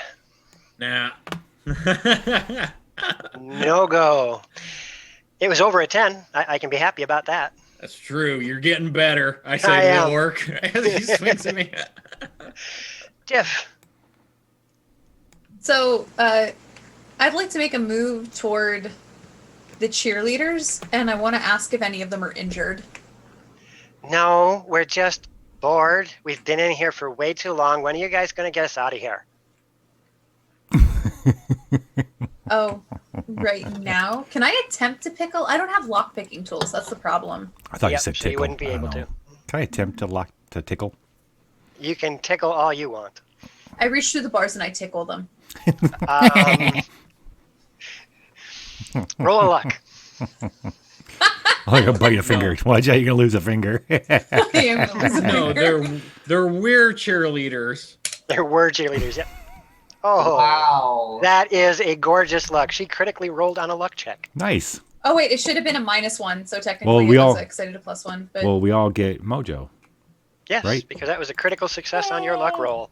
I tickle the crap out of them. You do. You catch her in just that right spot on the ribs, and she actually buckles at the knees and drops laughing. I turn. Gucci Yeah, simultaneous. Yeah, go ahead. Did you grandstand yet? No. Because that'd be that funny. should be my grandstand. grandstand. That'd be funny. She simultaneously It's almost drops to the done. ground and goes, "Oh my God, do it. stop!" I thought you I'll grandstanded when you summoned your god. But I failed. Oh, that's a good point. Yeah. I mean, but I think you can try again. Can't you? Yeah. Yeah, I think so. Oh, yeah. I think. Can What I? I miss? Can I What I try miss? again if I failed my grandstand before? Did you? Oh no, you only get one grandstand attempt per Okay. encounter, from what I understand. Okay. Okay. So yeah, you tickle her, she drops to the ground, and she's laughing and looking at you like, "What the heck, woman?" Plot twist. I say it's a good thing they weren't were leaders, and as I do that, I take a sweeping blow again at this guy's eyes. I keep trying to blind them. You do have other deeds that you could attempt. I know, but I really like blinding them. Okay, Fair And enough. I want to do it until one connects. Don't let me stop you. I just, Because I want them to be blinded by the fight. I've had that pun in my head all night, right? Uh-huh. Blinded by the fire. All right, so our D20 plus 2 plus 1. I agree. My rolls were so good earlier. Now, Yep, he just dodges out of the way of that one. It's because I want the eyes too bad. I'm just. It is. It is. He sees what you're trying to do. Yeah. Close. I'm gonna finally get up for my turn. Okay. And that will bring us to bets. About me again? Yeah. Yeah. We're gonna make this encounter last forever so that You Klaus are. never gets out of It this has state. It has literally been 7 minutes of trying to down this one orc. All right, Yeah. screw it. I'm gonna cast that magic missile off the scroll. Okay, I'll just pull do a it spell out. check for me. It's a finishing move. I don't have a magic missile up on. I don't have it up though. If you No, want. just roll me a spell check. Okay. I'm giving my mojo How much? all of it that I have. What do you? Oh, 1. Okay. I can see. I got a 12. That is 1 missile at 1d4 plus 1. Okay. Pew pew. More or less. I pull that scroll out. I say the words of power. A missile shoots out, nails him for 5 points of damage. And you watch as on the scroll there are these little emblems that are stamped across the bottom that look like bolts, lightning bolts. Yeah. One of them goes and disappears. There are only 6 of the emblems left on the scroll. Smacked up like a boof. And as the missile goes, you being the manipulator of magic as you are, what does this missile look like? Okay, so it looks like a racing cat, a great racing cat. It's like a blue cat, just kind of the mouth open, grabs onto his chest when it hits him. So as this feline streaks across the field, only about 4 inches in length, itty bitty thing, prances or streaks across the field like a leopard on the savannah, strikes right into the chest of this orc, and he is rocked back on his heels, leans forward, and for a brief moment you're wondering, did he just take that? And he falls face first, landing kind of halfway into the grate of the tunnel, dangling down. Yes. Kill him. And at this point in time, you are out of initiative. Ooh. Sirens? Oh, we got to get him out of them cages. Klaus. All right. The encounter is not over. I reach down and I grab Klaus. It's time to get up. More. Klaus is already on his, Klaus Again. is already on his feet. Oh, okay. When did you get up? And am I on top of you? Am I riding your shoulders? Okay. Can I like check the bodies of these orcs and see if there's any keys on them? You can, and there are not. Okay. So maybe I'd help. I'm gonna make my way to the first lock, and I'm trying to focus, but everything feels really good, and so I'm just like filling with the lock picks with the lock, and I'm like, yeah, get in. And that's what, like, to pick lock, it's a +3. Yeah. Yeah, make sure to add your modifier from the masterwork. I did. Nat 20 on the first lock.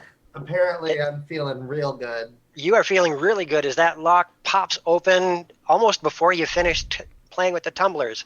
Yeah, and one of the cheerleaders is free. All right, so we're gonna go to the next one that's right next to it, I guess, if that's okay with everyone. Just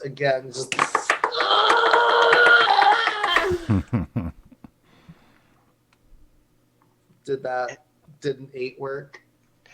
This one doesn't. Your hands, they're too busy feeling around on other things. Yeah, they are. I have so many lumps. I never knew I had them. All those lovely lumps.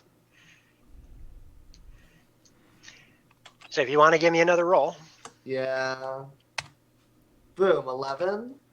That pops open the next door. Woo! All right, and now I'm gonna run across the map to the other side, I guess. But it's gonna be like slow motion Baywatch running. Oh, we've got a Hasselhoff in the room.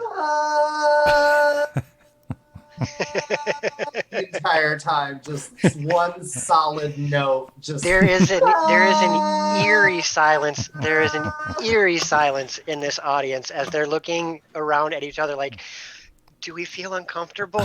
Do we cheer him on? How do we deal with this? You see several audience members hold up X cards.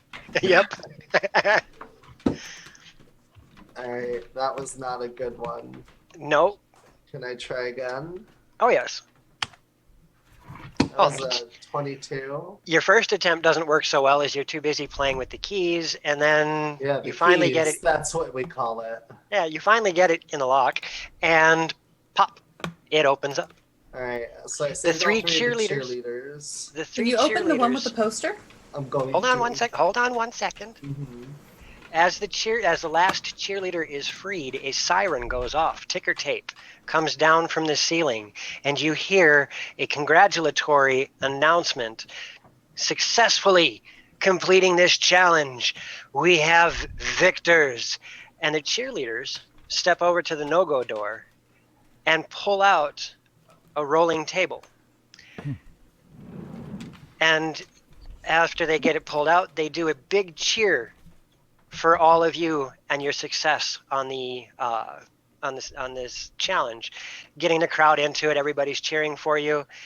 You have a choice of either checking out the other cell or going to talk to them about the prize that they just wheeled out the door.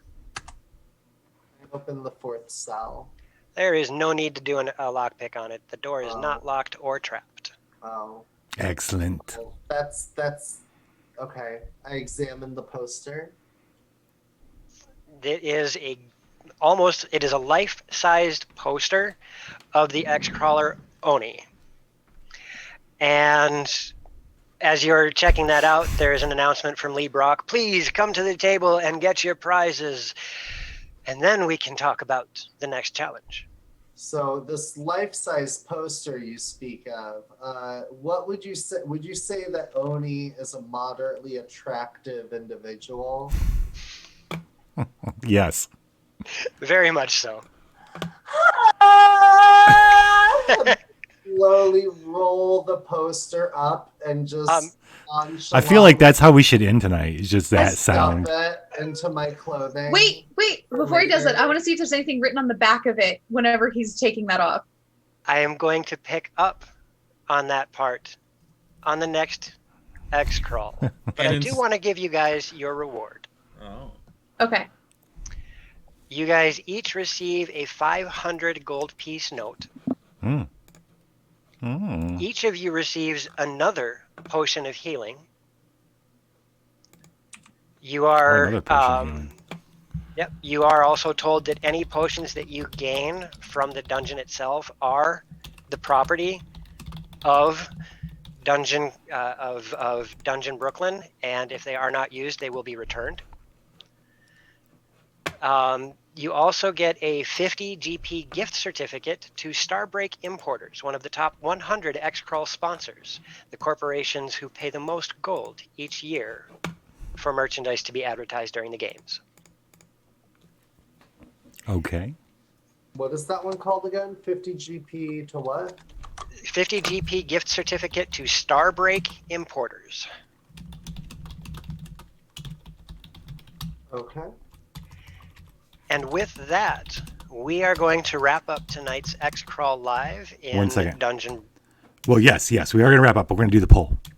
I'm writing the poll up right now. I was trying to give you some time to do that. Oh, do we get to do one final grandstand because we completed the entire Oh, thing? yeah, we do. Yes, please do. We'll start with plot twist. How are you going to grandstand now that you have finished this combat? I'm gonna say if I smoked cigarettes, they'd be brawl bros, and I'm gonna pantomime a. All right, roll me one of them grandstand checks. And are you ready for the poll bets? No. What'd you get? Plot twist. I'm rolling it just now. Plus, I just added the mods. I wanted to make sure I had the sticker. Oh wow, I got a 5. You get a few looks from the audience, and most of them are disapproving as you are talking about cigarettes in a school. Tit for tat, how are you going to grandstand? I'm going to kind of like extend my one clawed hand and say, like, it looks like the fates were with us today, and then I will totally go in and definitely have my roll prepared. Not like I didn't have it prepared before. I can't get a grandstand. You cannot get a. I cannot get a grandstand. For the I know life that of me. feeling. I know that feeling when I was It's okay. playing Lucky I'm Luke. alright I was being the same way. underdog. I'm alright being the underdog. I'm cool with it. Well, Next up, Klaus, the killer. How do you want to grandstand on this? Klaus is going to jump Now, up mind on you, top. Oh, your ecstasy has passed. okay. He's going to jump up on top of the table, be like, I didn't die! Woo! And then run out the no-go door. Nat 20. He goes out the no-go door. And with that, two things happen. First, the entire crowd starts just laughing and cheering for you. That is 2 fame. And you are stopped on the other side of the no-go door by one of the handlers. You've just exited the no-go door. By doing this, you are signaling that you no longer want to be in the Xcrawl. Absolutely. I just fucking died and I came back. That's a sign I'm going to college. Klaus, are you leaving the game? I'm leaving the game. I don't want to die. That was not fun. I saw Patrick Stewart, Ron Jeremy, and I don't even want to tell you who the third person was. And you don't want to know what they were doing. And I can't go back there. Like, if I die in this place, no. Throw us the poster.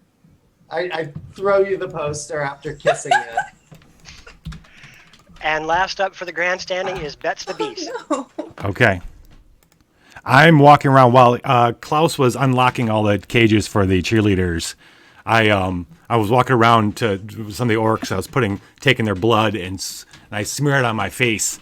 And then I stand over top of one and I scream out to the crowd and get an 8. No one's paying attention to me while Klaus exits. Yeah, everybody is in shock that Klaus just went out the no-go door. So yeah, that was a thing. At this point in time, we also have a poll that should be going up very shortly here. For those of you who have been here for the entire thing, we are doing, or haven't been here for the entire thing, we have a sponsor, Friki-Choo, given to the, that is a brand new product being sponsored by Friki-Cola. The competitors for Xcrawl, for this Xcrawl Brooklyn, are going to be vying to be the new face of Friki-Choo. So you're to keep an eye on your favorite competitor, and in this poll, vote for who you think was the best crawler. How long is the poll up for? 3 minutes. Alrighty. What are we going to So do? Like, I was thinking, instead of it being fame, I don't know. Well, it could be fame. So we give that person who gets voted in right now 5 fame. Yeah, we can do that. Otherwise, what I was thinking is we can put that Friki-Choo sticker. Oh. That logo you have, just put it as a sticker in their frame, and whoever has the most at the end. Okay. I like it. I like it. So, who would make a great Friki-Choo spokesperson? So far, we have Tiff in the lead, 3 votes. While we're doing this and waiting for the vote to go, we have a various amount of streamers here. A couple of us from Hero Approved, a couple of us who are friends of Hero Approved. I think it'd be a great time to start talking about what we do when we're not trying to kill each other in Xcrawls. We will start with... we'll start with Tiff, because we started with Plot last time. Wait, I'm sorry. One more time? What is it that you do when you stream? Oh, we're I really promoing. don't stream.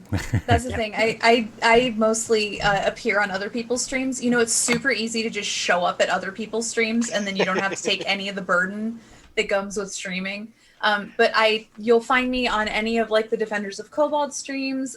You'll find me on some other of the Goodman game streams, the Free League stream every so often, and you also find me on Friendin /Plot Twist stream every so often doing Pokemon. But I'll let him talk about talk about that. Yeah, you're also the inspiration for him getting stickers, which is a good thing. Yes, stickies. Lots of stickies. And then we'll go to the opposite corner, Klaus. I am Substances Used on Twitch. I just reached affiliate status, so some interesting things may be coming soon in the future. Keep an eye out. And what type of streams do you do? Currently, I do a lot of retro JRPG gaming. I try to stick to earlier consoles more so than later consoles. I also am considering doing Dungeons and Dragons or some other type of tabletop. I just have to figure out the right mixture to do it on Twitch for my liking. There we go. So check out Substances Used when you get a chance. Then we have Plot Twist. Hey, I'm Friendin. You can find me on twitch.tv/Friendin. I'm that everywhere. I stream art daily from noon to 3 usually, and a lot of times at night as well. And often with Jen, at least once a week, sometimes twice a week, where she describes Pokemon to me sight unseen because I don't know Pokemon, and I paint like 2 or 3 of them, and we see what glorious mess that makes together. And with the Defenders of Kobold too, like Jen, we stream tabletop a bunch of places. And looking at this, Tiff won the vote. Nice. Oh, nice. Oh my gosh. Nah, yay. Yay. All right, you're going to get a Friki-Choo cola can. Emblem on your frame. Okay. We have now Bets the Beast, one of the Hero Approved members. What do you do? When do you do it? I'm the Liching Hour. That's what I do. I lich That's what you do. on hours. Yeah. You can come check out the Apocalypse Roadshow on Saturday nights, 10 o'clock Eastern. All right. And me, I am DM THACO. I run many different games or play in many different games on Dragons in the Dining Room, all of them D&D, some of them modules, some of them homebrew. We stream anywhere from 5 to 6 D&D games, rotating every other week. Every Monday, I do Dragons Discourse, which is a talk show where you can learn about Dungeons and Dragons and other tabletop games. Currently, I'm on a 14-week journey doing a review on every single D&D class that is officially released. You will find also Liching Hour and myself are on the Hero Approved Thursday nights when we have the time to do that as well. When we're not on Xcrawl or Goodman Games, we hang out with a bunch of the Hero Approved people playing games. So with that, I thank everybody for joining us here. If anybody's got anything else they want to say. Nope. Thanks for watching us play. This is fun. Super Thank fun. you, guys are THACO. awesome. This is really fun. Blood dancers. Blood dancers. Yes. So yes, not this Thursday, but the following one, you will find the Blood Dancers going through the second piece of this dungeon. We'll see how that plays out, and hopefully our friend 2OG Chris will be feeling better and will fill up that coming soon slot. To answer your question, Folsham Art, the next class I'm doing is the Druid. So, thank you once again, everybody, for joining us. We will see you guys later.